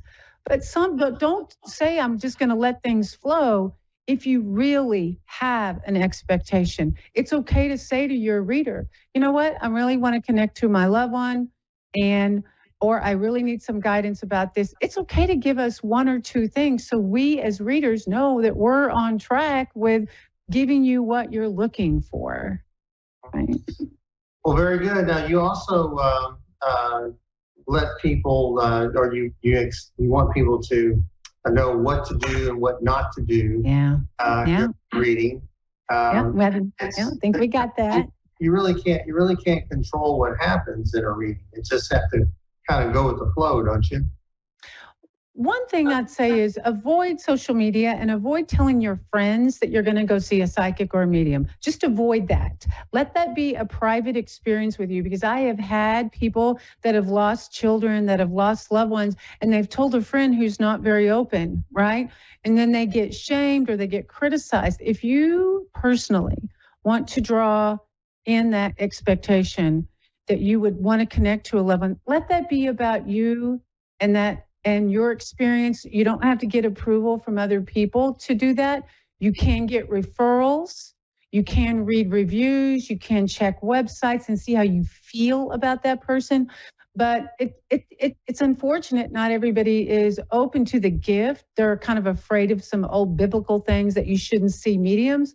I truthfully, and this is just my opinion, I feel like that was written in a time when maybe people were going to readers and psychics that, depended on that for guidance, when we should be using our own guidance and our own connection. It's not that we can't ever seek out love and support. We just don't want to depend our whole life on that. Well, people are usually in somewhat of a vulnerable state when they come to see a psychic. Exactly. And there's a lot of power that a psychic has. And that if they don't use the right words or they manipulative, and it's true even today that you can, and I don't know many, I don't know any really mediums that don't have the right ethics. They wouldn't last very long. Right, not in today's world. But no, but in yesterday's world, they may have, and they may have. They may have run out of town eventually, but it's a very good point. Snake oil salesmen have always existed, and I know you're not that, and I certainly am not either. But a lot of times people will not be able to take something during a reading, but I always tell them to remember it, and so you have here, what things to consider after a reading. So would you say people need to remember those things that they couldn't take and maybe review it later? I've done thousands of readings now, and so have you, but it never fails. I mean, we shoot as readers to be 95%. And honestly, we may not get 100%, and that's realistic. If we got 100%, we'd all be at the lottery house. Okay, that's just the truth, right?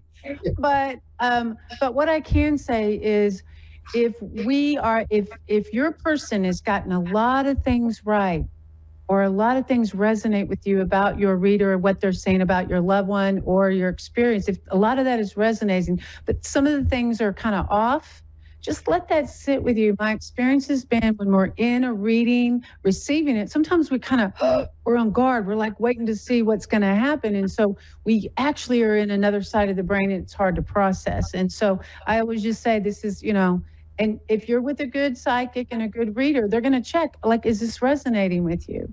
And so what I would say, if it doesn't go well and things didn't place, it may have not been the right reader. Don't give up. Your loved one still wants to work with you. Okay. Number two, if there were a couple of things that came through that fit, just be open to how those things show up later. Because I've had some crazy, great stories where things have come through. 3 years later, they chased me down and say, you won't believe what happened. And I'll be, you're right. I don't believe it.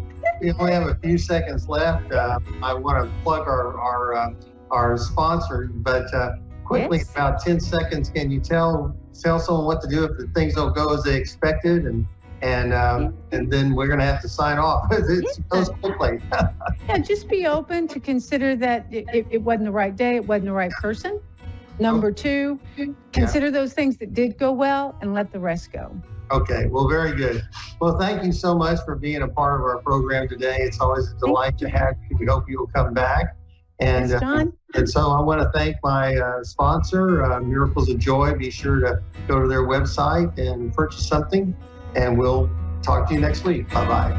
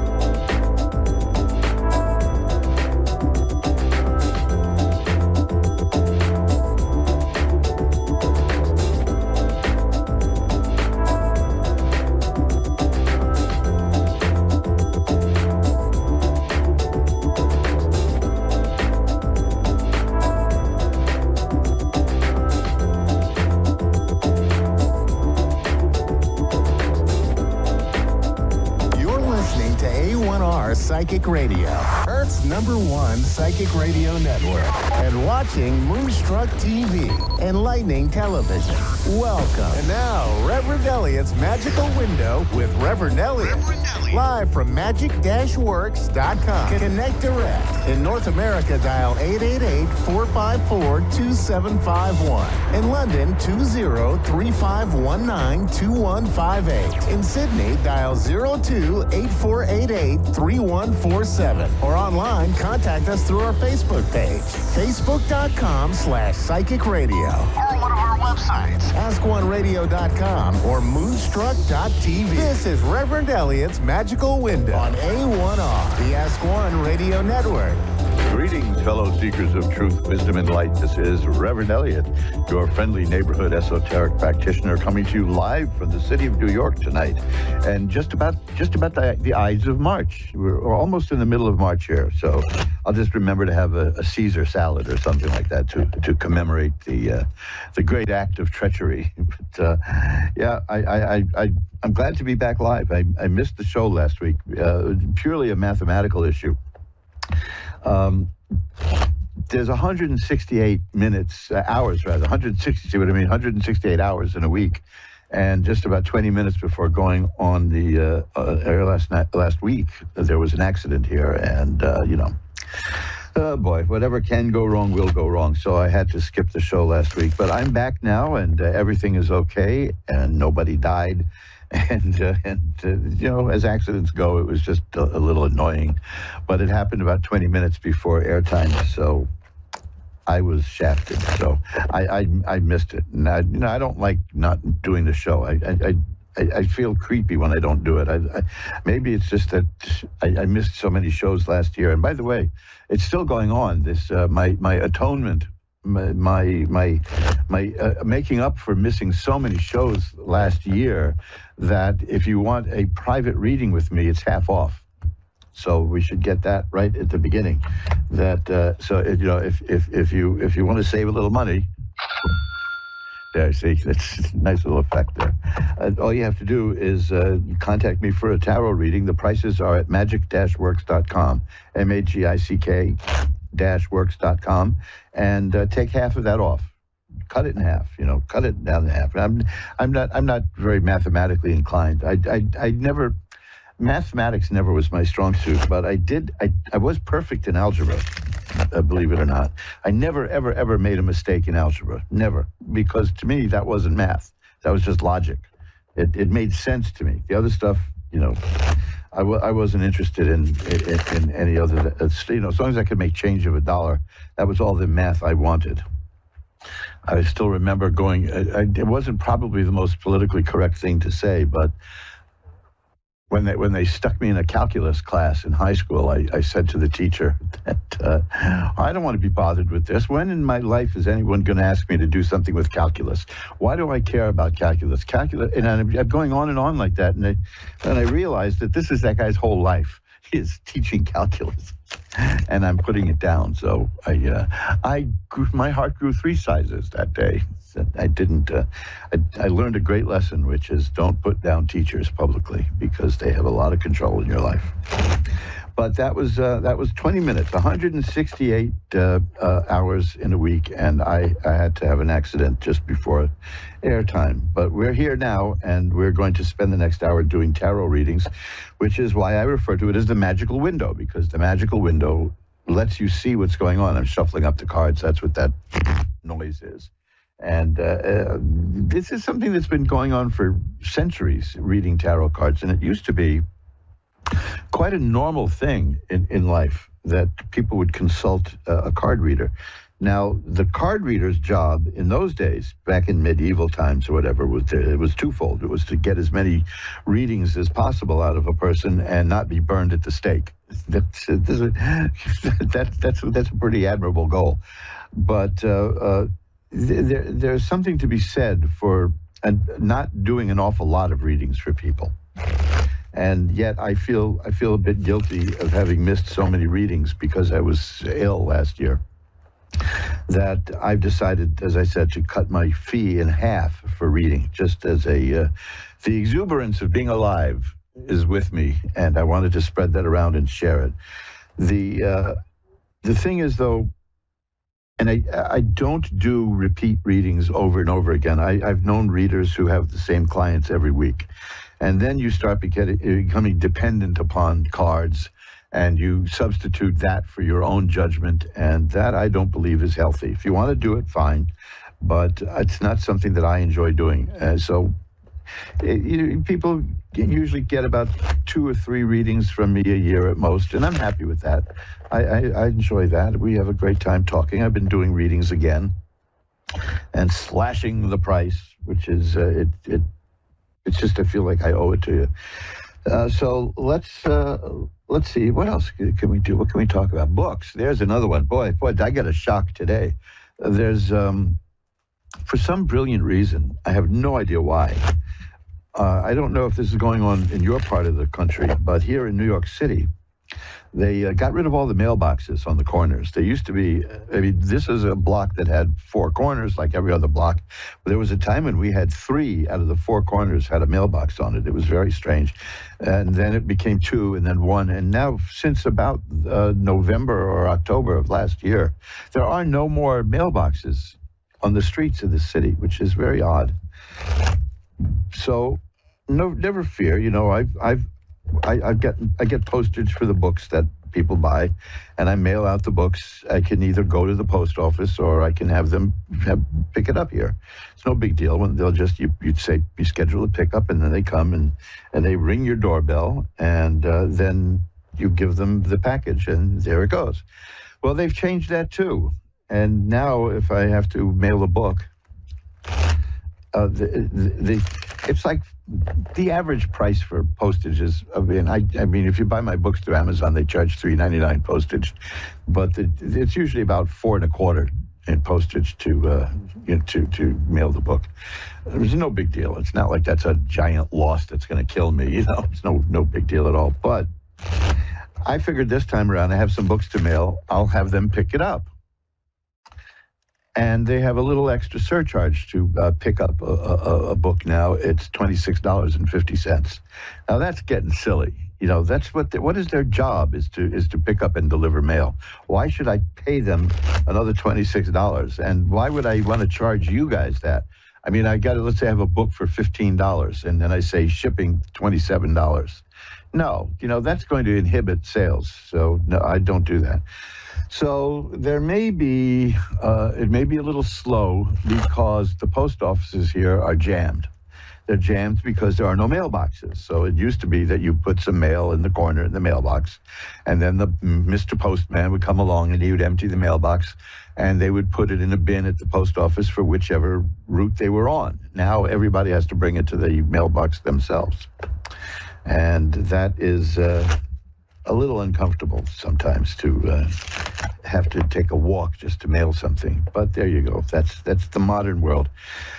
But $26 to pick up something that I'm mailing, that's just insane.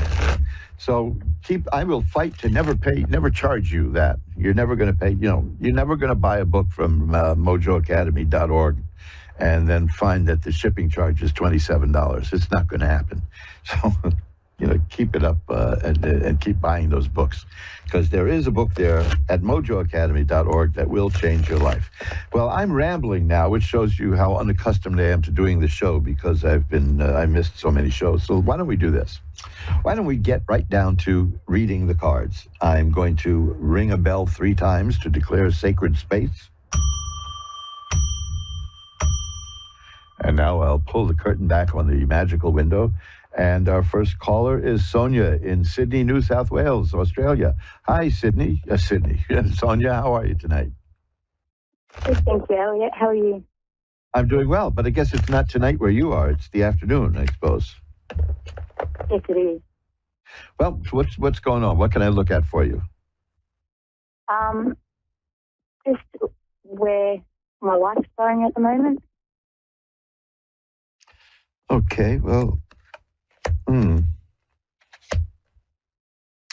Well, I see that you're entering a period of change right now, and there are opportunities coming your way that you may not see right away, but they're coming, and there's new stuff happening in your life in terms of people and in terms of thinking and the way you see the world. The High Priestess is here, which shows me that you're a person of great spiritual ability. Is that so? Yeah, Sonia, I like with to think me? so. Oh, sorry, I lost you there. Yeah, so... Yeah, I like to think so. Because there's the High Priestess is here, which is a very spiritual person with great occult power, but also the Nine of Cups here, which is a person who knows how to enjoy the physical comforts of life. So these are going to be going very well for you also. But there's stuff coming your way in the next few months that is something you don't even know about yet. Something that's there around you that's going to lead to new things in terms of emotion and relationships that you just don't see it yet, but it's coming. And I see that your mind is expanding, your mind is growing. And I see the Queen of Swords, which is a good card for that. It's like you're growing in the way you think and the way you see the world. So this is a time of change and growth for you. Do you feel that happening? Yeah, I do actually. Yes, because it can be very annoying, you know. Spiritual growth is very good for us, but it can be annoying. You know, I kind of like, you know, sometimes I think I like what I've got. I like my life the way it is. And that's when the universe says, here comes something new. And I fight it tooth and nail, but I usually like it. So do I. Yeah, I'm very conservative that way. But, you know, are you looking for a new kind of work or a new career? Yes, I am. Because I've got the Ace of Rods here, and that tells me that there's a new job, a new career work coming your way. So that's good, too. So things are growing for you in terms of work, in terms of thought, and in terms of the heart. So this is going to be very good. And the sun is here. That's a card of healing and growth and health and happiness. You're headed for a very... Look, it's never easy when there's growth and change. So the reminder here is it's going to be good for you. So is what the cards are saying. You know, you may not like it. Like if you're like me, you're going to be dragged kicking and screaming to into change.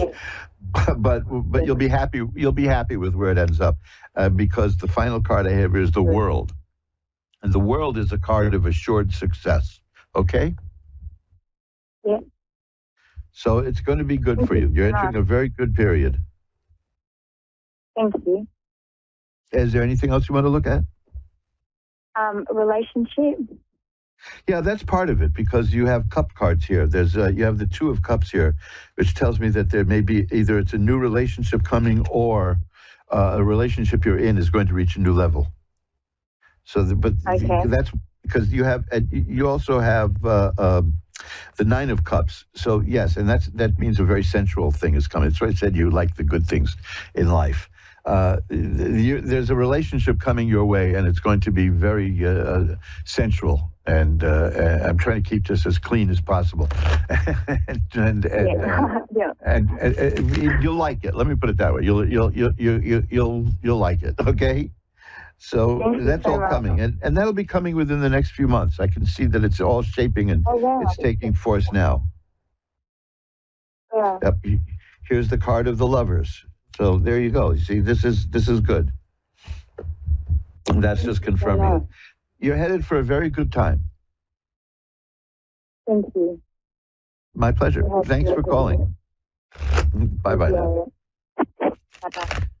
And let's shuffle them up now and remind you that you're listening to Reverend Elliot's Magical Window, the program that asks, is this live or a rerun? Today it's live. March 13th. For another 45 minutes, it's March 13th. Hey, look at that. Friday the 13th came on a Wednesday this year. That's this month. Oh, boy. So let's see. Let's shuffle them up again. And let's see. Brittany in Jacksonville, Florida is on. Hi, you're on with Reverend Elliot. Hi, how are you? I'm good.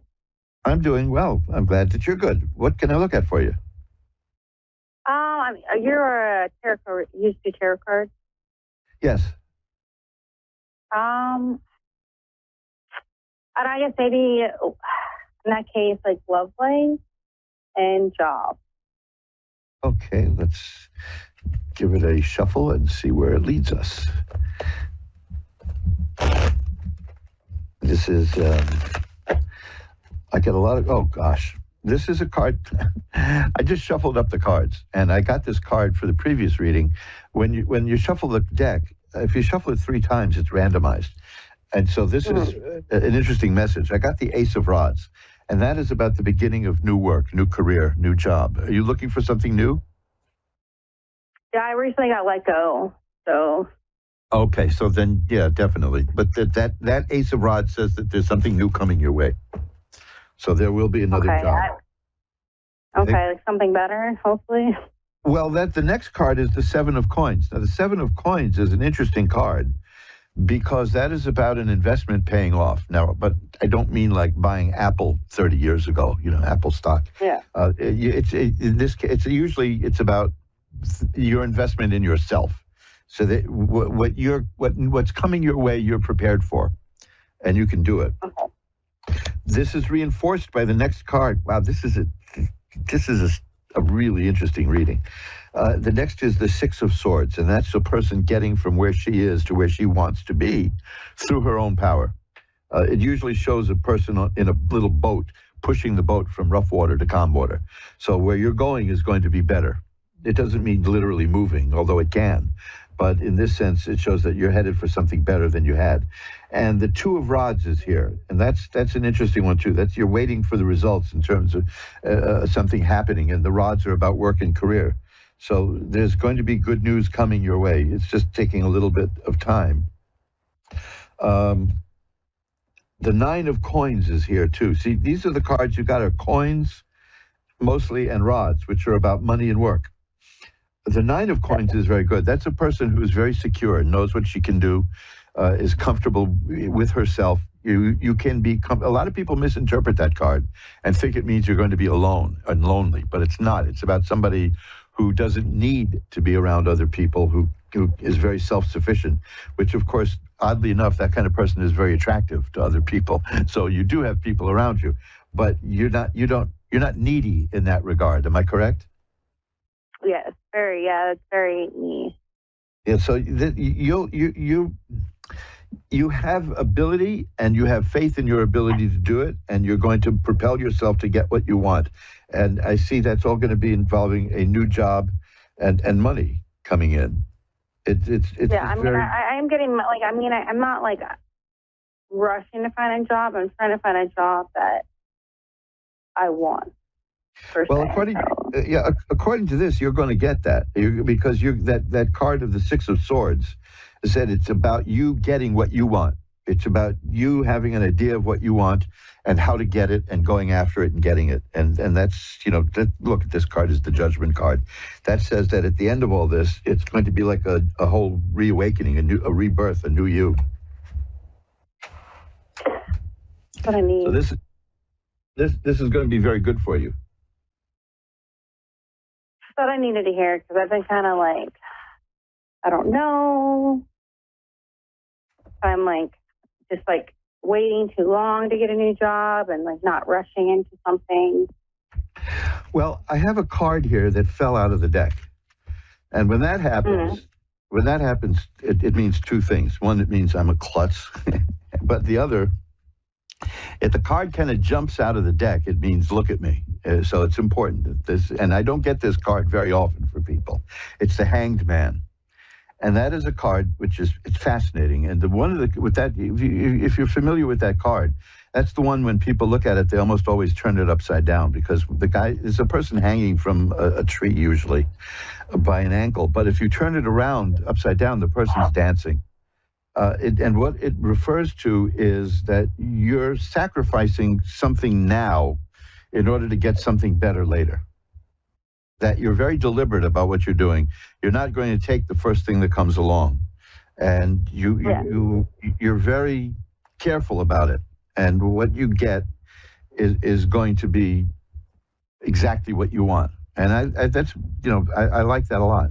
That's a good card. So according to these, it's going to be very good for you. Here's another one, the 8 of Cups. That's interesting too, because that's sort of like the 6 of Swords. There's a person leaving things in life that aren't working and going to something better, which is, that's what I see you as doing, and succeeding at it. So, as long as you don't put too much pressure on yourself to hurry up, because I have the Two of Swords here, which means that it could take a little bit of time. That's a card of stasis and a card of something not quite moving yet, but it'll come. And the next is the Five of Rods, which is a card of stiff competition. But the next card is the World, which is assured success. And then after that is the Ten of Swords, which means the bad times are over. So while you may be getting into a highly competitive arena, you're going to do well there. Okay. So, I mean, these are all very positive cards, and there's nothing negative here at all. The Ace of Cups tells me that this is going to be a good move for you emotionally, too. Okay, yeah. What you get is going to provide you with money, provide you a job, but also it's going to be, you'll feel better about it than what you were doing. Okay, yeah, because I was very on the fence and like wanting to leave my last job, and then ended up getting fired. And probably wouldn't have left if I didn't get fired. Yeah, sometimes these things don't, you know, they happen anyway, you know. I mean, I was fired from a job one time, which was really, I was fired by a guy with my name, actually. So he kept saying, well, Elliot, we're going to have to let you go. And I kept saying, well, Elliot, go ahead, let me go. And I made it very difficult for him. I'm not proud of that, but I was tired of the job anyway. So I know what you feel. I know what you mean. But I knew that I knew that I was going to be let go because my job was firing people, believe it or not. So can you imagine having to do that for a living? It's like about a good quarter of my job was firing people. Oh boy! But then, of course, I knew it would come around to me because that kind of work is very unsatisfying. Nevertheless, I see that. Let me give you one bit of information here that may help you. What happens with you in terms of career, you're going to be going into a partnership with somebody else. There's somebody who will be working with you, or you'll be working with that person and getting what you want through another person. So keep an eye out for somebody who may be able to offer you something, okay? Okay. The Three of Coins tells me you may be offered a temporary position. This is the kind of thing where you get a job and it's a definite assignment and you finish the thing and you do so well that it leads to other stuff. So that could be good. But it's not my future, no. Well, it could be. The thing is that there's a chance here. What happens with the Three of Coins is that it generally represents a job that's done and completed, because threes are about completion. So you will be given an assignment, let's say within your next job, and you'll finish it. You'll carry it out and to the end. But what goes along with that is that you'll be recognized for the quality of the work you did, and you'll be rewarded. Okay, so that's good. I mean, that's in case you don't. Just if you feel a little down about being offered something temporary, keep in mind that could be the springboard that you're waiting for, okay? Okay. Overall, though, here's the Ace of Rods again. There's something new coming your way with work and career, and it's going to be good. So you're headed for a time of change. And sometimes we have change forced upon us, but this is going to be a good change. It'll be like a whole new you, okay? Right. Anything else you want to look at? I was looking at like my love life because I'm kind of like in like a little bit of a dilemma. Well, let me see what we got here, because those cards really responded to the work stuff. So let's see what we get here. Were you recently in a relationship that didn't work out? Yes. Okay, because well, the card I have here is the Five of Cups, and the Five of Cups shows a person who's looking at 3 spilled cups, which is partial loss. That means something didn't work out. Behind her are 2 cups that are full, but she doesn't see that yet, because the thing that didn't work out is still on her mind. But the point of the card is that eventually you're going to turn around and see that you didn't lose as much as you thought you did, and you'll be okay. But it seems to me that right now, something that went wrong in this relationship is on your mind still, and that's getting in the way of moving on. But it won't last. Okay, you'll be fine. You'll get through that. Okay. That's the important thing. And here I have again the Ace of Rods. It's telling me that the main thing here is the career for you right now.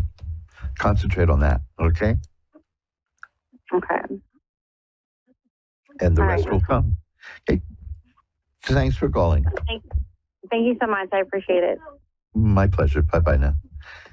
And let's shuffle up the cards. You're listening to Reverend Elliot's Magical Window, and in case I didn't say it clearly enough, you can find out more about what I do at magic-works.com.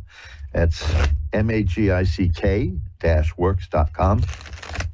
I got like 104 or 5 pages there. There's a menu at the top, and you can see all kinds of stuff. One of my favorite things at my page is, oh, you're going to laugh at me for that. I don't know, maybe I shouldn't tell you, but I do this a lot. I have a recipe there. I'm a sucker for, and I live in New York City, see, so we have these hot dog carts on the street. And I've been using them for so long, and they go back to when they were a quarter. But that's only because I'm an old man. The onions, there's these red onion sauce that they put on hot dogs. You know that stuff. Well, I have a recipe that is undeniably good that recreates that at home. Maybe you can buy a jar of it at the supermarket for about $8, but you can also make it yourself for under $1. So these days, money is important, right? This is why I'm not really pushing people to buy things, frankly, and this is why I've cut the price of readings in half, too, is this is not the time to lavish money around. I mean, I have books that go from $9.99 to $190 at mojoacademy.org, and unless you really have, unless you can, you'll get good stuff out of these books, but with the way the economy is, I'm not so sure that I feel right even sending things out to people. And I noticed that the sales of books are very slow right now in the last few months because, we're all insecure about money because it's a shock going shopping. Let's face it. I mean, my electric bill in the apartment is what I used to pay for rent when I first moved out on my own. So, it's a culture shock thing. So, go take a look at some of the stuff at magic-works.com, magic-works.com. There's plenty of free stuff there, too, to download and look at and enjoy. And films are there and all kinds of stuff. And mojoacademy.org, you can take a look at the books there. There might be something that intrigues you, but please don't go into debt or to buy these things. That's, you know where I'm coming from, because we're living in uncertain times, except that, I can tell how shocked people are at the grocery stores. So, the poor cashiers, they get treated like garbage by so many people who blame them, which is pretty bad, No, I spent years as a cashier. I loved it. I got out of advertising and marketing and all that. And I said, what can I do that'll pay me well and will not be annoying? And I got a job as a cashier in one of the most popular discount stores in New York, which paid me a lot more than as an executive, believe it or not. But I understood. I learned a lot. All you people who've been working cash registers, you learn a big lesson, which is slow down. Don't let anybody rush you. See, these are the lessons that we learn. So keep that in mind. Go look at my website, magic-works.com, magic-works.com, and you'll find a whole bunch of interesting stuff there that can enhance your life. Free. Little things about magical work. It's nothing evil about it. There's nothing weird about it. It's something human beings have been doing for centuries, and it's positive attitude kind of work. That's the main thing. Take a look at that, and you'll find something there that may stimulate you and you may find interesting. There's taking a walk around New York these days is kind of fascinating because people have this kind of shell-shocked look, and you can tell who just went shopping, you know. So, I mean, I not long ago, I took a cab from 14th Street to 50th Street, and it was $30. So I understand that this is not the time to be pushing people to buy things that they don't absolutely need. So just look at my websites and see what's there and see what maybe you can use to enhance your life, and be sensible about it. That's all. I mean, if you don't buy anything from me, I'm not going to hate you. You know, this is not what we're here for. We're here for a lot more than just exchanging money. So that's my approach to things. Billy in Alfred, New York. Where is Alfred, New York? I got a reading. Hello? Hello? Yeah, hi. Is this Billy? Hi. Yes, it is. Hi. Where is Alfred, New York? I've never heard of it. It is near Rochester in New York. Oh, okay, that I know. Everybody knows Rochester. I mean, no, seriously. I used to be in the camera business, and you know, that's Kodak territory. You know, a very sad thing I learned, because I remembered that I had taken in many. I'd done a lot of packing of film to be developed in Rochester, Kodachrome, right?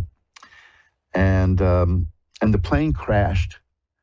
And everyone on the plane, on the cargo plane, was killed, and the film was destroyed, and people were just angry that their film was lost. And that wasn't the brightest side of humanity that I witnessed, but I always think of that when I hear about Rochester, and you know, that people were upset that their vacation never happened now because they lost their pictures.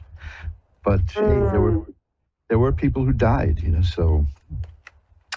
You know, everything got to be put in proportion, I suppose. Well, that's a cheerful start to the reading, isn't it? Well, what can I look at for you? Well, I guess guidance in my family. My mother is ill, and we're not really sure how to process it. Well, we know there's a lot of people on the other side getting ready for her, though. So that's a comfort. Well, I see the moon is the card here, and the moon is an interesting card. That's about hidden influences and unconscious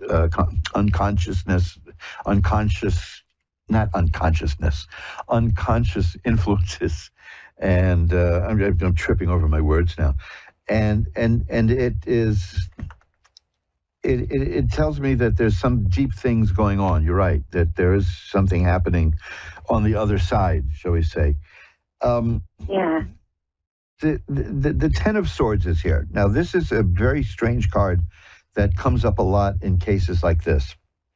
And it is a card, it looks like it's a card of death, but it isn't.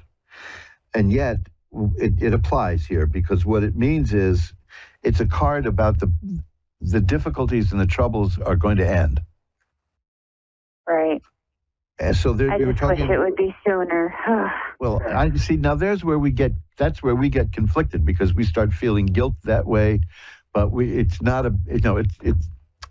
I'm not saying you feel that way, but I've spoken to so many people who do feel guilt that way, because it's about not wanting somebody to suffer needlessly. So there's nothing bad about that. I see a good ending for this, if you know what I mean. I'm seeing emotional release. I'm seeing health and healing spiritually. I have the Temperance card here, which shows an angel on it, and that's about life regaining balance. I have the Lover's card, which has also got an angel on it. These are very important cards in a spiritual way. I have the Death card here, which means that one phase of existence is ending and another is beginning, or it can mean just something, you know, it could even mean that another phase of life is existing. But this is a transition. The point is that you're talking about somebody who's in a state of transition and is not really here or there yet, correct? Correct. So, yeah, so the best thing to do is to make the person comfortable, keep yourself thinking positively, because I have no idea what happens at that point. I can tell you one thing, though. I remember in the 70s, back in the 1970s, that my grandmother was dying, but she was very calm and lucid about it because she said her husband was in the room, and now her husband had died in 1925. Aww. And she That's said, precious. and she freaked out my mother. She said, well, your father wants to know why you're not talking to him. And it wasn't like hysteria. It was like he was just literally in the room. So who's to know, right? Who's to say what happens? Because it was just very normal to her. And you know, and in those days, when it went, well, 1925 is a long time ago, but 99 years now. In those days, when she was a young woman when her husband died, and when you were a widow, you were sent to be with all the other widows, you know, so she was always an old lady. And yet you know what I mean? She was always around old ladies from the time she was in her 30s or so. But my mother had no doubt that her father was there because of things that was said between the people that passed there. So you don't know. Right. We don't really know what energy passes around people at that moment in life, you know, as leaving it in that sense. But do they leave it, or do they just, because they say, even Einstein was saying no energy can be destroyed. So who knows? It's just that it was so natural. You say your father wants to know why you're not even looking at him. You know, now this was in the 70s, and my mother hadn't seen her father since 1925. So yeah, that pretty well freaked her out. But to the end of her life, she believed that was real. I mean, she didn't believe it, she knew it, you know. So this is an opportunity to commune with the spirit and to just be there and be with the person, as hard as that can be sometimes, and just help by being there with good feelings and happy memories as the transition occurs. You know, that's the experiences I've had. I hope it helps. Okay. Yeah. Is there anything else you want to look at? I guess not. I appreciate your time. Okay, here's an interesting card again for this, is the Judgment card. It's what's interesting about that is that's the third card I've gotten now with an angel on it. That's 3 cards showing you angels. So that's a good sign. So this is an important point in life, something that apparently, you know, we all have to face it. And so, you know, who knows? It's like Shakespeare said, there's more in heaven and earth than are dreamed of in our philosophy. So be there, think positive thoughts, and I'm pretty sure that the spirit can read those thoughts. Okay? All righty. Thank you so much. Have a good night. I will light a white candle tonight to send positive energy your way, and for the spirit. I appreciate that. Thanks for calling. Bye-bye now.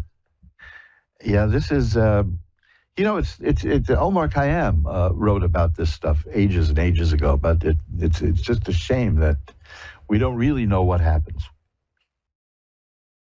I need some water here. Very unprofessional, right? I tell you, I like water. I was almost drowned one time. I got thrown out of the Y because a kid tried to kill me. Cheerful memories, right? He started stepping on my shoulders while I was in the swimming pool. And he was going to drown. He wanted to kill me. It was the most bizarre thing. So I reached over, I turned my head as far as I could, and I bit him in the near the ankle. And that got him off me. And I got thrown out of the Y I was actually excommunicated from the Y for biting the kid. I didn't care because, you know, I wasn't dead. So every minute above water was good for me. Oh, boy, where does that come from, right? You know, these memories that we have that are stored away in our mind, who knows what they mean? I guess that's what Freudians are for. Linda in Bowling Green, Kentucky is next. Hi, Linda. You're on with Reverend Elliot. Hi. Hi, how are you tonight? I'm doing okay. Thank you for asking. How are you doing? I'm doing good. I'm just a little. I've always wanted to get to Kentucky, and I've never managed to do it. I want. Well, I was born here. Then I moved out west for many, many, many years, and my health kind of went downhill. And oh no, it's better now. Back out here. Well, it is a little bit better, but I'm on oxygen 24/7, and yeah. Well, what can we look at? So, and if I start crying, please just bear with me. No, of course. This is, you don't have to hide anything. My son, Spencer, he passed away.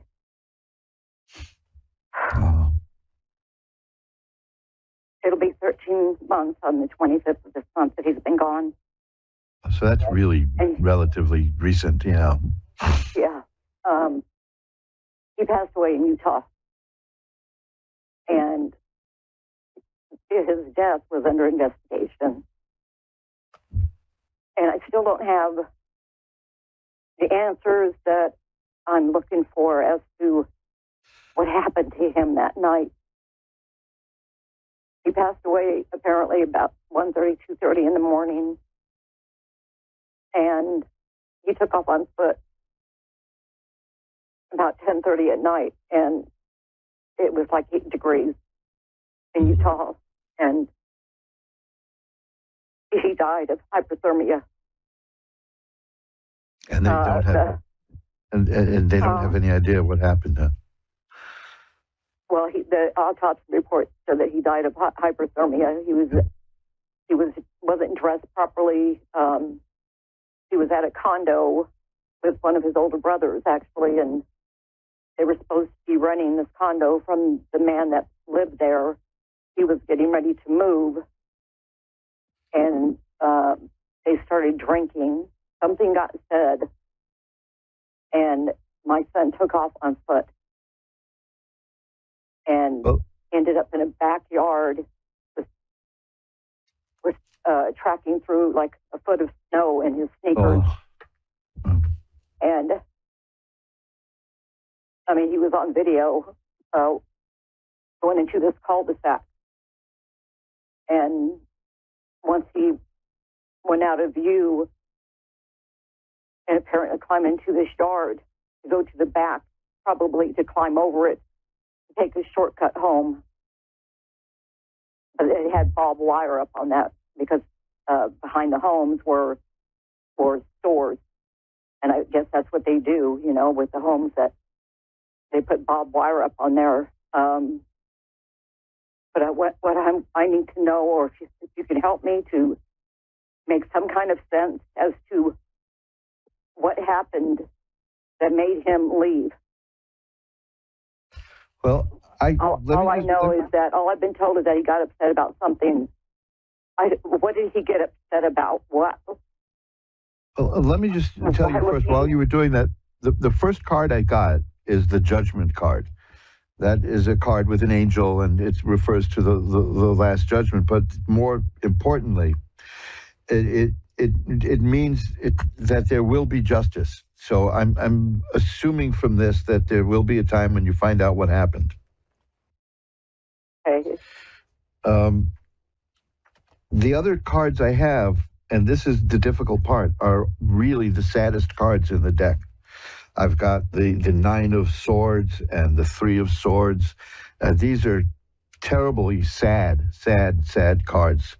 So what the cards are picking up is the great sadness that you're going through, and that is. Oh gosh, I am so. Yeah. No, look. Of course, obviously, you're going through that. I'm just saying that that I can't see beyond that first card, which is the Judgment card, which is one that it implies justice. It implies that you will find out. Other than that, and then I have the Four of Rods, which is about family. It's got something to do with the family, but everything else is just really terribly sad. I mean, things like the Five of Coins is here. These are the Death card is here. These are the saddest cards in the deck right now. So I don't know how to live in this world without him. Yeah, he was my baby boy. You know, he had just barely turned 26 years old. Yeah, that's and I don't know. I just don't. Well, if it helps any, what I'm seeing here is that that there was suffering. The suffering is over. That's the Ten of Swords. That's what that means. But keep in mind that the Judgment card is saying that there will be an answer. So that holds out hope of finding out what happens. Okay? Right. I'm not trying, let me put it this way, because I'm going to give you my email also. I'm not trying to put you off right now because, and I'm certainly not going to say calm down. You know what I mean? I'm not going to go through any of that garbage because, it's ridiculous to say a thing like that to someone who's hurting like this. Right now, the cards are clouded because of the grief. So I'm not seeing beyond that. I'm just seeing, like I told you, I have those cards. Like here's like the Seven of Cups. That's about emotional confusion and many different things going on in the mind and in the heart. So if you want, you can send me an email in a few months. Let it settle a bit more and see if anything new turns up, and we can look again. I'll do this for you on the house, because I can't see anything else now. All I see is the overwhelming sadness. And now, you don't need the cards to tell you that, right? So, but I'm just saying that that's making a wall here for me. I have there the Seven of Rods, which is a person who can get through all the obstacles and get what they want. So I think that there's an answer that's coming, but it's going to take a while. It'll take a while. But I'll tell you what my email is now. You can hear it again if you play the show at AskOneRadio.com, or at AskOneRadio.com you can find a link to contact me. Okay. And it's asktarot@earthlink.net. That's ASKTAROT at earthlink.net. Okay? TAROT? Right. AskTarot@earthlink.net. And and give it a little more time. And when you feel a little more comfortable, send me an email and I'll pull some cards for you. Okay? We'll talk then. No charge. Nothing like that. We'll do that. Okay. Because I can't see beyond this. Up to number 7. About a week and a half to 2 weeks before he passed away, I was talking to him on the phone, and he told me, and this made my heart drop when he said this. He said, "Mom," he said, "I don't think I'm ever going to see you again." And I was like, "Spencer, please don't say that, honey."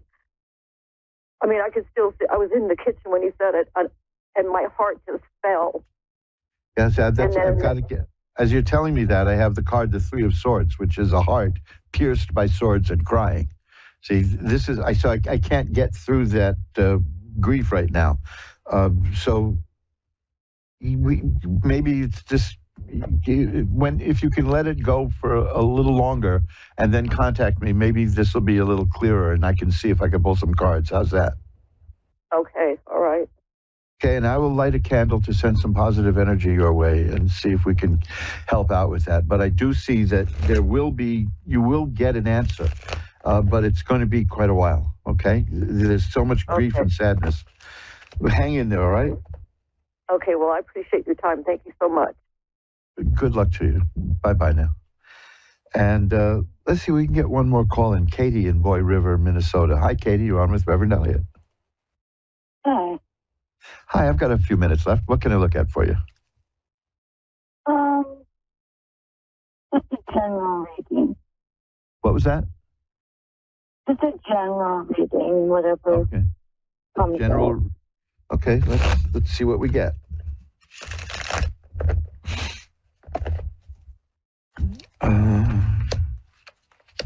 Have you had financial problems lately?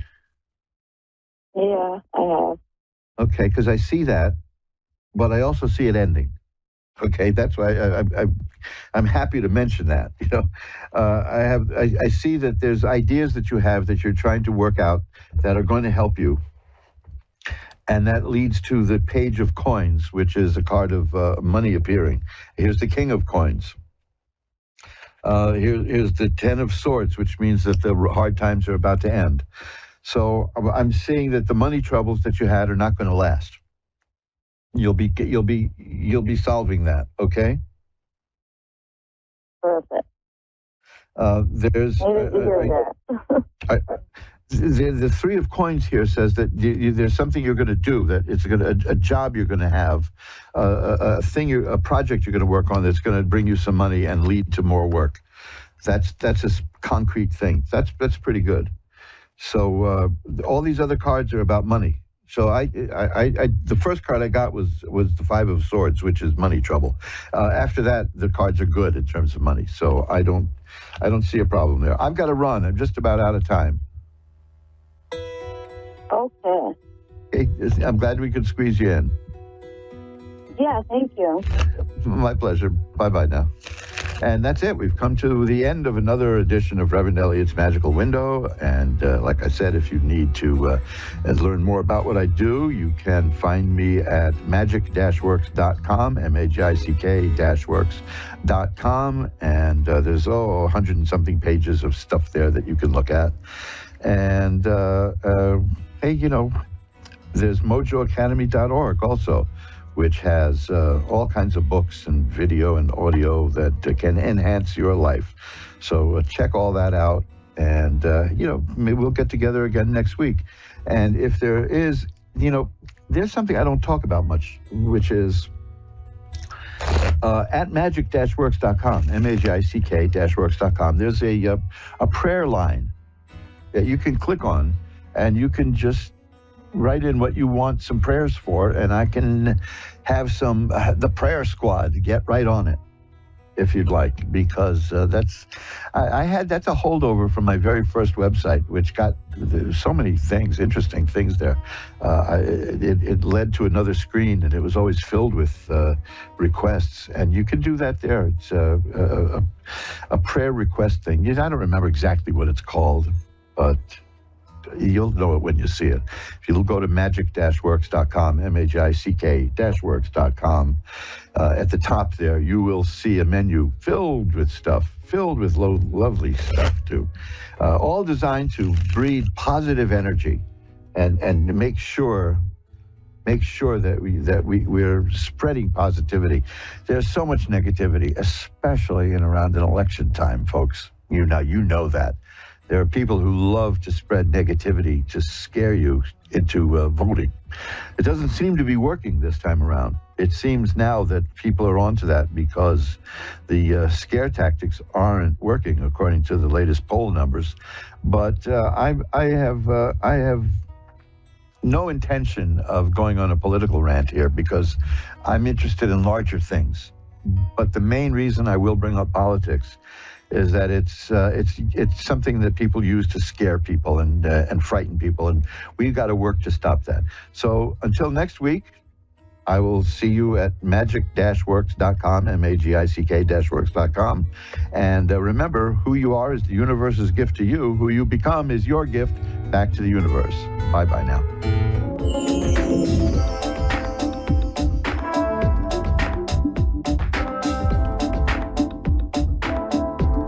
Any question, you'll love Suzanne Marie readings. Clairvoyant reader and